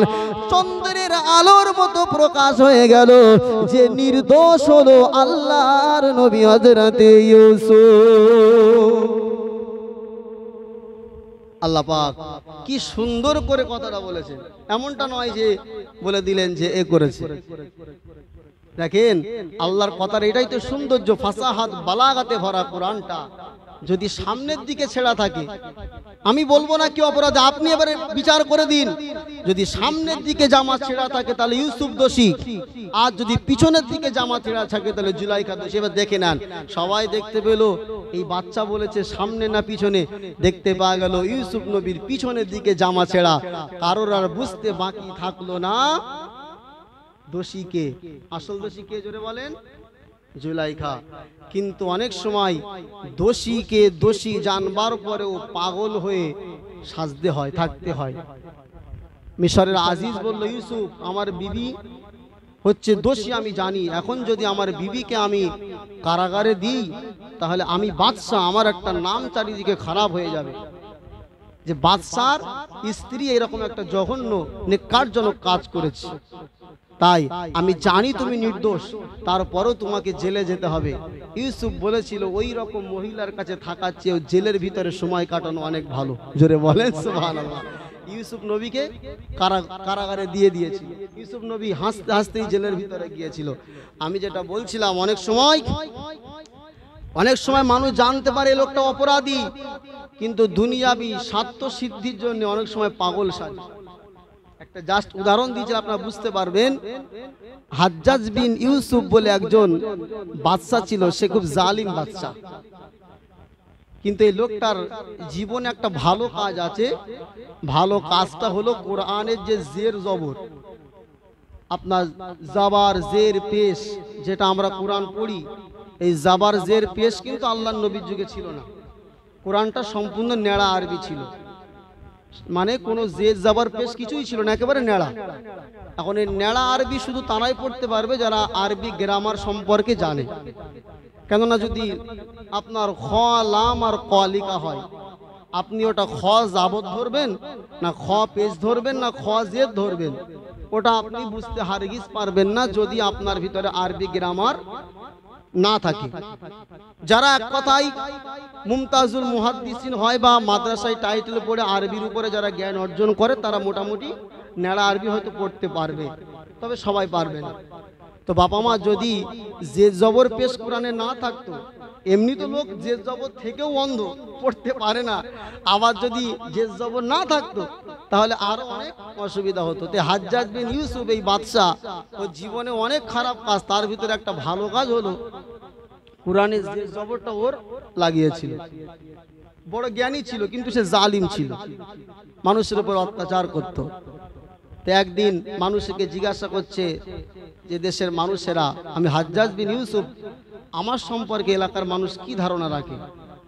একজন মানুষ সত্য কথাই বলে দিয়েছে, জাহাপানা আপনাকে মানুষ সবাই জালিম বলে, আপনি অত্যাচারী বাদশা, খারাপ মন্তব্য আপনার পিছনে সবাই করে, কিন্তু সামনে ভয়তে কেউ কিছু বলে না। হাজ্জাজ বিন ইউসুফ মনে করে আমাকে সবাই সম্মান করে, আমি আসলে আমাকে দেখে স্যালুট করে, এই জন্য মনে আমাকে সবাই মন থেকেই ভালোবাসে। আদেও কি এটা? অনেক মানুষ ভয়তে কি করে প্রশংসা করতে বাধ্য হয়, কিন্তু পিছনে গিয়ে আবার বদদোয়া করে যে আল্লাহকে গাড়ির তলায় দাও। আছে না নেই? জোরে বলেন। অনেকে এরকম আবার ওই যখন জিন্দাবাদ দেয় হাওয়ায় ফুলে যায়, ওরা মনে করে সবাই আমার এরা ভালোবাসে, কিন্তু ওরাই বাড়িতে গিয়ে বলছে আল্লাহকে তাড়াতাড়ি মেরে ফেলো। বলে না জোরে বলুন। ভয়তে চাপে চুপচাপ থাকে, তার মানে বলতে পারে না, পাগল সেজে থাকে। হাজ্জাজ বিন ইউসুফ বলছে, তাই আমার নামে এই কথা বলে, তোর কথা আমি বিশ্বাস করব না, আমি একটু প্রমাণ দেখতে চাই। ছদ্মবেশে বাদশাহিত্য পোশাক খুলে একেবারে ফকিরি হালাত নিয়ে রাস্তায় বার হয়েছে। একটা লোকের সঙ্গে দেখা, বলছে এই বেটা এদিকে আয়, হাজ্জাজ বিন ইউসুফকে চিনিস? তখন বলছে হাজ্জাজ বিন ইউসুফকে চেনে না এরকম লোক কেউ আছে? ওর মতো জালিমকে সবাই চেনে। কথা হচ্ছে কার সাথে? কথা বলেন। ওই বাদশার সঙ্গে হাজ্জাজ বিন ইউসুফ তখন ওই বেটা ধরেছে, বলছে এই বেটা তুই কি হাজ্জাজ বিন ইউসুফকে চিনিস? বলছে চিনি না, তবে ওর মতো জালিমের নাম সবাই জানে। তখন বলছে তুই হাজ্জাজ বিন ইউসুফকে কোনোদিন দেখেছিস? বলছে না দেখিনি।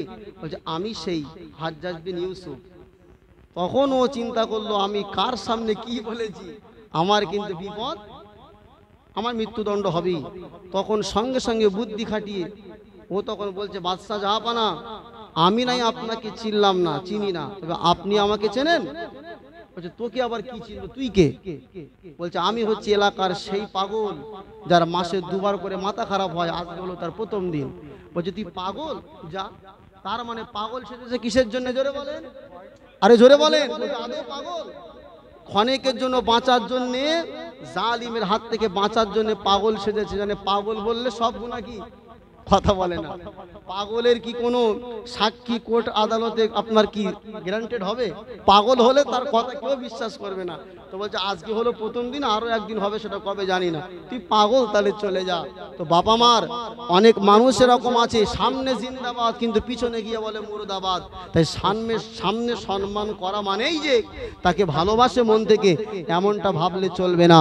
আল্লাহ পাকের নবী হযরত ইউসুফ আলাইহিস সালাতু ওয়াস সালাম তিনি জানতেন যে আমি অন্যায় করিনি, তারপরেও তাকে জুলুম করে জেলের ভিতরে দেওয়া হলো।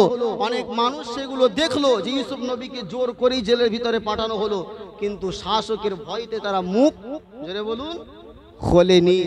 আল্লাহ পাকের বান্দারা মনে রাখুন, তাই আল্লাহ পাক বলেছেন খলাকাল ইনসানা আল্লামাহুল বায়ান, আমি মানুষকে কথা শিখিয়েছি, আর এটা হচ্ছে আমি আল্লাহ আমার বড় নিয়ামত। একবার জোরে বলুন সুবহানাল্লাহ। তো কথা যে আল্লাহ দিয়েছে সেই জবান দিয়ে আল্লাহর প্রশংসা করবার দরকার আছে না নাই? আছে। আমার আল্লাহ পাক রব্বুল আলামিন কোরআনুল কারীমের ভিতরে জানিয়ে দিয়েছেন, সূরাতুল জুমআ 28 নম্বর পারা, আল্লাহ পাক বলেছেন ইউসাব্বিহু লিল্লাহি মা ফিস সামাওয়াতি ওয়া মা ফিল আরদি ওয়া হুয়াল আজিজুল হাকীম। আল্লাহ বলেছেন দুনিয়ার জমিনে গাছপালা যা কিছু রয়েছে, আল্লাহ পাক বলেছেন ইউসাব্বিহু লিল্লাহ, তারা প্রত্যেকেই আল্লাহর তাসবিহ বয়ান করে। জোরে বলুন সুবহানাল্লাহ। আল্লাহ পাক এই সূরা রহমানের ভিতরে জানিয়েছেন ওয়ান নাজমু ওয়াশ শাজারু ইয়াসজুদান। আল্লাহু আকবার। আল্লাহ পাক বলেছেন ওয়ান নাজমু, নাজমুন মানে হলো তারা, আসমানে যত তারা রয়েছে, ওয়াশ শাজারু এবং শাজার শব্দের মানে হলো বৃক্ষ, গাছ। আল্লাহ পাক বলেছেন ওয়ান নাজমু ওয়াশ শাজারু ইয়াসজুদান, গাছ আর নাজম অর্থাৎ তারা, তারাই আমি, তারা উভয় আমি আল্লাহ পাক আমার জন্য সাজদা করে। জোরে বলুন সুবহানাল্লাহ। গাছপালা দুনিয়া জমিনে যত আপনার কীট পতঙ্গ রয়েছে, পশু পাখি রয়েছে, তারা প্রত্যেকেই তাদের নিজের ভাষায় আমার আল্লাহর প্রশংসা করে। জোরে বলুন সুবহানাল্লাহ। কিন্তু তাদের ভাষাটা আমরা বুঝতে পারি না, কিন্তু তারা আমার রবের প্রশংসা করে। আর আমার আল্লাহ দুনিয়া জমিনে দয়া করে মেহেরবানি করে মানুষকে কথা বলবার ক্ষমতা দিয়েছেন। আল্লাহ পাক মানুষকে জবান দিয়েছেন, আল্লামাহুল বায়ান, মানুষকে কথা শিখিয়েছেন।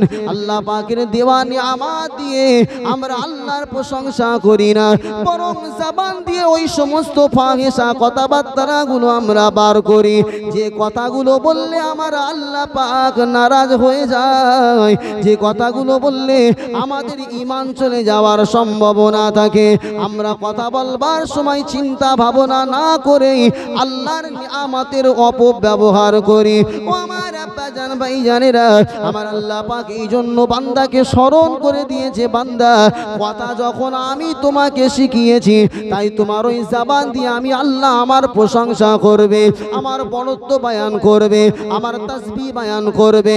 আল্লাহ পাক জানিয়েছেন লাইন শাকারতুম লাযীদান্নাকুম, দুনিয়া জমিনে কেউ যদি আমি আল্লাহ পাক আমার শুকর আদায় করে, আমি আল্লাহ শুকর আদায় করার সাথে সাথে তাকে আরো বাড়িয়ে দিই। জোরে বলুন সুবহানাল্লাহ। ওয়ালাইন কাফারতুম, আর যদি কেউ নাফরমানি করে, ইন্না আযাবি লাশাদীদ, আমি আল্লাহ পাক আমার আযাব হলো বড় শক্ত, আমি আল্লাহ পাক আমার আযাব হলো বড় কঠিন। অর্থাৎ দুনিয়া জমিনে কেউ যদি আল্লাহর দেয়া নিয়ামত জবান দিয়ে আল্লাহর প্রশংসা না করে, আল্লাহ শুকর আদায় না করে, আমার আল্লাহ পাক ওই বান্দাটাকে আযাবের ভিতরে মুবতালা করে দেবেন।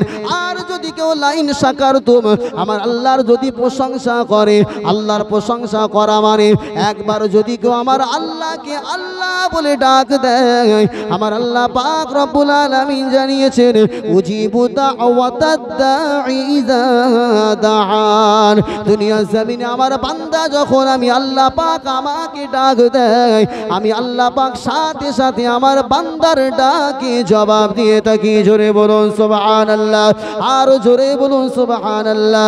ওগো আমার আব্বাজান ভাইজানেরা, আর আল্লাহ পাকের জবান, আল্লাহ পাকের দেওয়া জবান দিয়ে আমরা যখন আল্লাহর প্রশংসা লা ইলাহা ইল্লাল্লাহ মুহাম্মাদুর রাসূলুল্লাহ, আল্লাহ পাকের দেওয়া জবান দিয়ে যখন আমরা কোরআনুল কারীমের আয়াতগুলো, আল্লাহ পাক আমার আপনার যে নিয়ামত দিয়েছেন, শরীর দিয়েছেন, আল্লাহ চলবার ক্ষমতা দিয়েছেন, রুজি দিয়েছেন, তার যদি আমরা প্রশংসা আমার রবকে করে যেতে পারি, আমার আল্লাহ পাক আপনার ওই জবান দিয়ে বলবার কারণে এতটা খুশি হবে, আমার আল্লাহ পাক আপনার প্রশংসা করতে দেরি হবে, আল্লাহ পাকের নাম, আল্লাহ পাক আপনার নামায়ে আমলে নেকি লিখতে দেরি করবে না। জোরে বলুন সুবহানাল্লাহ। স্পষ্ট হয়ে গেল আল্লামাহুল বায়ান, আল্লাহ পাক রব্বুল আলামিন তিনি আমার আপনার কি করেছেন, কথা শিখিয়েছেন। তাই সেই জবান দিয়ে আল্লাহ পাক রব্বুল আলামিনের প্রশংসা করতে হবে। আর এই জবান দিয়েই যে আল্লাহ পাক আপনাকে কথা বলতে শিখিয়েছে, ওই জবান দিয়েই আপনার অন্যায়ের বিরুদ্ধে গর্জে উঠতে হবে। ঠিক না বেটি? জোরে বলেন। আল্লাহ পাক কথা বলতে শিখিয়েছে, আপনি অন্যায়ের বিরুদ্ধে কথা বলবেন না, আপনি নাহাক কথাগুলো বলবেন, জানবেন এটা অন্যায়, তারপরে চুপ থাকবেন। কিয়ামতের দিবসে কিন্তু আপনার আল্লাহ পাক ওই জিহ্বাটা জাহান্নামের আগুনের কাঁচি দিয়ে আল্লাহ কেটে দেবে। আল্লাহ কথা শিখিয়েছেন, তাই আল্লাহর পক্ষে আপনাকে কথা বলতেই হবে, নবীর পক্ষে আপনার কথা বলতেই হবে। তাতে যদি দুনিয়া জমিনে আপনার ফাঁসির কাষ্ঠেও ঝুলতে হয়, আল্লাহর দেওয়া নিয়ামতের অপব্যবহার করা চলবে না। অর্থাৎ অন্যায় চোখে দেখবার পরেও সেটাকে আপনি বলতে পারবেন না যেটা অন্যায় হয়নি, তার মানে আপনি অন্যায়কে সাপোর্ট করলেন। অন্যায়কারী আর অন্যায়কারীকে প্রশ্রয় দেওয়া উভয় হচ্ছে একই দোষের দোষী। যে চুরি করবে আর চুরি করবার জন্য কেউ যদি তাকে পাহারা দেয়, সহযোগিতা করে, উভয় একই দোষের দোষী।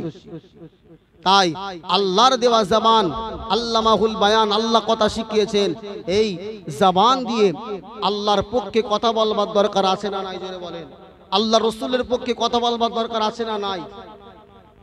আজকে সমাজে আপনারা দেখতে পাচ্ছেন, সোশ্যাল মিডিয়া আপনারা দেখতে পাচ্ছেন, খবরে আপনার নিউজে দেখতে পাচ্ছেন যে রাসূলুল্লাহ সাল্লাল্লাহু আলাইহি ওয়াসাল্লামের মহব্বতের বহিঃপ্রকাশ করতে গিয়ে কয়েকজন যুবককে উত্তরপ্রদেশে আপনার গ্রেফতার করা হয়েছে। খবর আপনারা রাখেন না রাখেন না? জোরে বলেন। দেখেছেন তো? তারা তো আল্লাহর নবীর পক্ষ নিয়ে, তারা শুধু জবান দিয়ে বলেছিল আই লাভ মুহাম্মদ সাল্লাল্লাহু, জোরে বলেন, সাল্লাল্লাহু। অপরাধ ছিল তাদের এটাই, তার কারণে তাদেরকে গ্রেফতার করা হলো, এখনো পর্যন্ত জেলের কুটিরে আছে। আমরা যদি সচেতন উম্মাত হয়ে, আল্লাহ রসুলের প্রকৃত আশে হয়ে আমরা তাদের কাছে গিয়েও প্রতিবাদ না করতে পারি, অন্তত আমরা এখান থেকেই যদি তাদের যে অ্যারেস্ট করেছে, গ্রেফতার করেছে, তাদের বিরুদ্ধেও যদি একটা কথা বলি, না জানি এই কথা বলবার কারণে আমার আল্লাহ তো খুশি হয়ে যেতে পারেন। ঠিক না বেঠিক? জোরে বলেন। তাফসীরের কিতাবে আছে, ছোট্ট করে বলছি, নমরুদ যখন ইব্রাহিম নবীকে আগুনে ফেলেছিল, তখন ওই আগুনকে নিভাবার জন্য ব্যাঙ দিয়ে পিশাব করেছিল। কে? ব্যাঙ। ব্যাঙের পিশাবে কি ওই নমরুদের আগুন নিভবে? কিন্তু ইব্রাহিম নবীর পক্ষে থাকবার কারণে আল্লাহ পাক ব্যাঙের কাজটাকে এত পছন্দ করেছিল। হাদিস শরীফে আজও আপনারা জানেন ব্যাঙ মারা নিষেধ। ব্যাঙ মারা, জোরে বলেন, হাদিস শরীফ থেকে নিষেধ আছে। আর একটা আমাদের এখানে আপনার ইয়ে আছে, যেটাকে বলা হয় ওই ফেউটি, জানেন তো? সাপ ফেউটি, যেটাকে মারলে সওয়াব হয়। তার কারণ হচ্ছে নমরুদ যখন আগুন জ্বালিয়েছিল, আগুনকে আরো প্রজ্বলিত করবার জন্য ওই ফেউটি একটু ফু দিয়েছিল। তো ওর ফুতে যে আগুন খুব বেড়ে গেছে তা না, কিন্তু ও বুঝিয়েছিল আমি নমরুদের পক্ষে, তাই ওকে মারলে সওয়াব হয়। এটা তাফসীরের কিতাবের ভিতরে লেখা আছে। তো ভাই আমার, ব্যাঙের পিশাবে নমরুদের আগুন নিভে যায়নি, কিন্তু নবী ইব্রাহিমের পক্ষে থাকবার কারণে আমার আল্লাহ পাক ওকে মারা নিষেধ করেছে। আমরা জানি আমাদের আওয়াজটা হয়তো সে উত্তরপ্রদেশ পর্যন্ত নাও যেতে পারে, কিন্তু তাদের পক্ষে থাকবার কারণে কারণে আমার আল্লাহ পাক তো রাজি এবং খুশি হয়ে যেতে পারে, ঠিক না বেটি? জোরে বলেন। আল্লাহ পাক জবান দিয়েছেন, আল্লাহর দেওয়া নিয়ামত আমরা আল্লাহর কাজে ব্যবহার করতে চাই না জোরে বলেন, আরো জোরে বলেন, চাই না। তাই আমরা এই বাংলার জমিন থেকে একটা আপনার বজ্র কণ্ঠে আমরা বলতে চাই, যারা রাসূলুল্লাহর পক্ষে মহাব্বতের বহিঃপ্রকাশ করতে গিয়েছিল, যাদের বাক্য ছিল আই লাভ মুহাম্মদ, আমরা মুহাম্মদ রাসূলুল্লাহকে ভালোবাসি, এই কথা বলবার কারণে যে ফিরাউন আপনার যে নামধারী উত্তর আপনার আবু জাহালের উত্তরসূরি, আমি ওটার নাম নেব না, আপনারা বুঝতে পাচ্ছেন কে উত্তরপ্রদেশে রয়েছে, তাদেরকে গ্রেফতার করেছে। আমরা সবাই আজকে এই মজলিস থেকে তাদের পক্ষে বলতে চাই, তারা 25 জন মানুষ আল্লাহর রাসূলকে ভালোবাসে কথা বলতে গিয়ে তারা গ্রেফতার হয়েছে। তারা যদি গ্রেফতার হয়, আমরাও বলতে চাই আমাদেরকে ফাঁসির কাস্টে ঝুলিয়ে দাও, আমাদেরকেও গ্রেফতার করো। যদি এই কথা বলতে যদি আমাদের অন্যায় হয়, এই অন্যায় আমরা একবার নয় কোটি বার বলতে চাই যে আই লাভ মুহাম্মদ। একবার জোরে বলুন সুবহানাল্লাহ। বলতে চাই না জোরে বলেন। আমরা রাসূলকে ভালোবাসি এই কথা বলতে গেলে আমাদেরকে আবার ভেবে চিন্তে বলতে হবে, একটু জোরে বলেন, ভেবে চিন্তে বলতে হবে। পৃথিবী যখন আল্লাহর, জমিন যখন আল্লাহর জমিনে আল্লাহর রাসূলের ভালোবাসার মহব্বতের বহিঃপ্রকাশ যদি করতে না পারি, আর করতে গিয়ে যদি মৃত্যু হয়, আল্লাহর কসমে মৃত্যুটা শাহাদাতের মৃত্যু হবে। জোরে বলুন সুবহানাল্লাহ, আরো জোরে বলুন। রাসূলুল্লাহর পক্ষে থেকে যারা জীবন দিয়েছে, আপনারা জানেন ইতিহাস সাক্ষী রয়েছে, যারা মরতে দেরি করেছে আল্লাহর দয়ার জান্নাতে যেতে দেরি করি না। একবার জোরে বলেন সুবহানাল্লাহ। আজও আমাদের হাতে সুযোগ আছে, রাসূলুল্লাহর পক্ষে কথা বলবার দরকার আছে না নাই? জোরে বলেন। আমরা বলে যাব, সকলে বলুন ইনশাআল্লাহ। করবে শরীরে যতবার আঘাত, বলবো ততবার আই লাভ মুহাম্মদ। জোরে হবে সুবহানাল্লাহ। একটু সকলে মিলেমিশে বলেন না সুবহানাল্লাহ। নারায়ে তাকবীর, আরো জোরে বলেন নারায়ে তাকবীর, নারায়ে তাকবীর। করবে শরীরে যতবার আঘাত, বলবো ততবার I love Muhammad, I love Muhammad, I love Muhammad, I love Muhammad, I love Muhammad. নবী মোদের জান এ কথা ভুলো না, মরে যাব তবু নবীকে ছাড়বো না। জোরে হবে সুবহানাল্লাহ।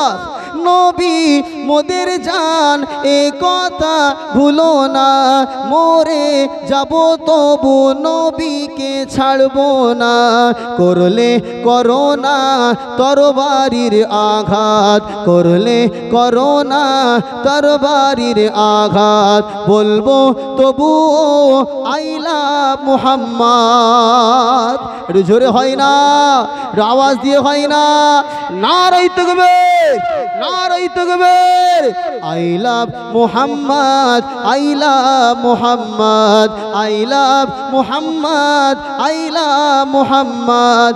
বাপকে গালি দাও সয়ে নেবে মুসলমান, গালি দিলে নবীকে ছিঁড়ে নেব যে জবান। ঠিক না বেটি? জোরে বলে।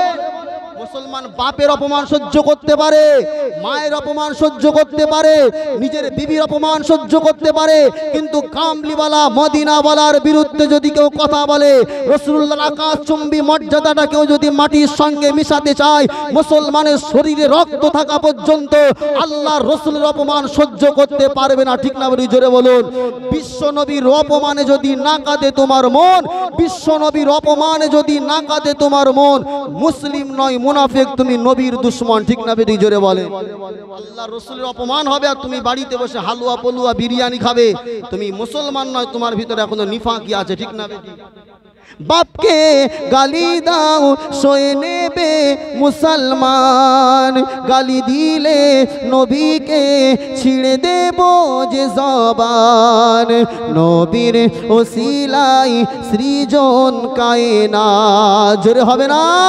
নবীর ওসিলাই সৃজন কায়নাত। I love Muhammad, I love Muhammad. নারায়ে তাকবীর, আরো জোরে হবে না? নারায়ে তাকবীর, নারায়ে তাকবীর। এরই প্রতিবাদে আগামী শুক্রবার অর্থাৎ 31 তারিখ বেলা 1:30 থেকে মালিয়াডাঙ্গা উত্তরপাড়ায় টোটাল হরিঙ্গাটা ব্লকে যত ইমাম আছেন, যত গ্রাম আছে, সমস্ত গ্রামে চিঠি মারফত জানানো হয়েছে ওখানে একটা মহা সমাবেশ হবে আগামী 31 তারিখ শুক্রবার বেলা 1:30 থেকে। আপনারা নিশ্চিত দাওয়াত পেয়েছেন। উক্ত সমাবেশে যে সমস্ত বক্তাগণ উপস্থিত থাকবেন, আমি তাদের নামটা বলছি, শুধু মুসলমানদের ভিতর থেকে থাকবে না, ওখানে অনেক হিন্দু সম্প্রদায়ের পক্ষ থেকেও অনেক আইনজীবী থাকবেন এবং অনেক বুদ্ধিজীবী, শিক্ষাজীবী, ব্যবসায়ী থাকবেন। আপনাদের প্রত্যেককে ওই অনুষ্ঠানে আসবার জন্য আহ্বান করছে। আপনারা প্রত্যেককে আসবেন তো ইনশাআল্লাহ? বলেন ইনশাআল্লাহ। ইমানি দায়িত্ব নিয়ে আমরা প্রত্যেকে আসবো। আমি সংক্ষেপে নাম বলছি, বক্তা আসবেন আপনার হরিংখলা দরবার শরীফ থেকে থাকছেন আমাদের সকলের অন্তরের অন্তরস্থলে মোহাব্বতের ভাইজান পীরজাদা ইনায়েতুল্লাহ হুসাইনি সাহেব, তিনি থাকবেন। এছাড়াও থাকবেন ডক্টর হুমায়ুন কবির, আইপিএস, প্রাক্তন মন্ত্রী পশ্চিমবঙ্গ সরকার। এছাড়াও থাকবেন মাওলানা নিজামুদ্দিন বিশ্বাস, রাজ্য সম্পাদক অল বেঙ্গল ইমাম মুয়াজ্জিন অ্যাসোসিয়েশন, এবং অ্যাডভোকেট আনিসুর রহমান কলকাতা হাইকোর্ট, শ্রী মানিক ফকির বিশিষ্ট লেখক ও গবেষক, শ্রী রাজু ঘোষ সম্মানীয় বলিষ্ঠ নেতৃত্ব, ও জনাব আমজেদ আলী সম্পাদক সোনা ব্যবসায়ী সমিতি চেন্নাই। ভাই আমার, শুধু মুসলমানেরা নয়, ওখানে হিন্দু সম্প্রদায়ের অনেক মানুষ থাকবেন। এটা কোনো রাজনৈতিক মঞ্চ নয়। এই মঞ্চটা হচ্ছে এককভাবে আল্লাহ রসুলের বিরুদ্ধে কুরুচিকর মন্তব্য এবং মুসলমানদের উপরে যে নির্যাতন হচ্ছে তারই উপরে হিন্দু মুসলমান সকল সমস্ত ধর্মের মানুষেরা ঐক্য হয়ে একটা বিশাল সমাবেশ আমরা ওখানে আয়োজন করেছি। ইনশাল্লাহ আমরা প্রত্যেকেই সেই আয়োজনে ও সমাবেশে আসবো তো ইনশাল্লাহ। তারিখটা মনে থাকবে, আগামী শুক্রবার সময় বেলা 1:30 আমরা সকলে ইনশাল্লাহ অনুষ্ঠানে যাব এবং আমরা আমাদের প্রত্যেকের মোহাব্বত, ভালোবাসা, আবেগ আমরা সেই সমাবেশের ময়দান থেকে যে সমস্ত ভাইদেরকে গ্রেফতার করা হয়েছে তাদেরকে বেকসুর খালাসের দাবিতে আমরা ওখান থেকে আওয়াজ তুলব। সকলে বলুন ইনশাআল্লাহ। আওয়াজ যাক আর না যাক, আমি যে উদাহরণটা দিয়েছি আশা করি আর বুঝতে বাকি থাকে না। আমি জানি না আমরা বললেই তাদেরকে ছেড়ে দেওয়া হবে, কিন্তু আমরা তাদের পক্ষে আছি এটা বোঝানোর দরকার আছে না নাই? ইনশাআল্লাহ সকলে আসবো। আল্লাহু আকবার। এসে গেছেন আমাদের ভাই, আপনারা সকলেই চেনেন, আমাদের পার্শ্ববর্তী এলাকারই একজন সুবক্তা জনাব মাওলানা কারি গিয়াসউদ্দিন ভাই, তিনি আলোচনা করবেন। আমি যা কিছু বললাম আপনাদের গ্রামের সন্তান হিসাবে পার্শ্ববর্তী এলাকার যদি কোনো ভাষাগত ত্রুটি হয় ক্ষমার নজরে দেখবেন, আর আল্লাহর কাছে দোয়া করবেন আল্লাহ যেন ইলম এবং আমলে আল্লাহ তারাক্কি দান করেন। সকলে বলুন আল্লাহুম্মা আমিন। ওয়া আখিরু দাওয়ানা আনিল হামদুলিল্লাহি রাব্বিল আলামিন। আসসালামু আলাইকুম ওয়া রাহমাতুল্লাহ। দুরূদ শরীফ। اللهم صل على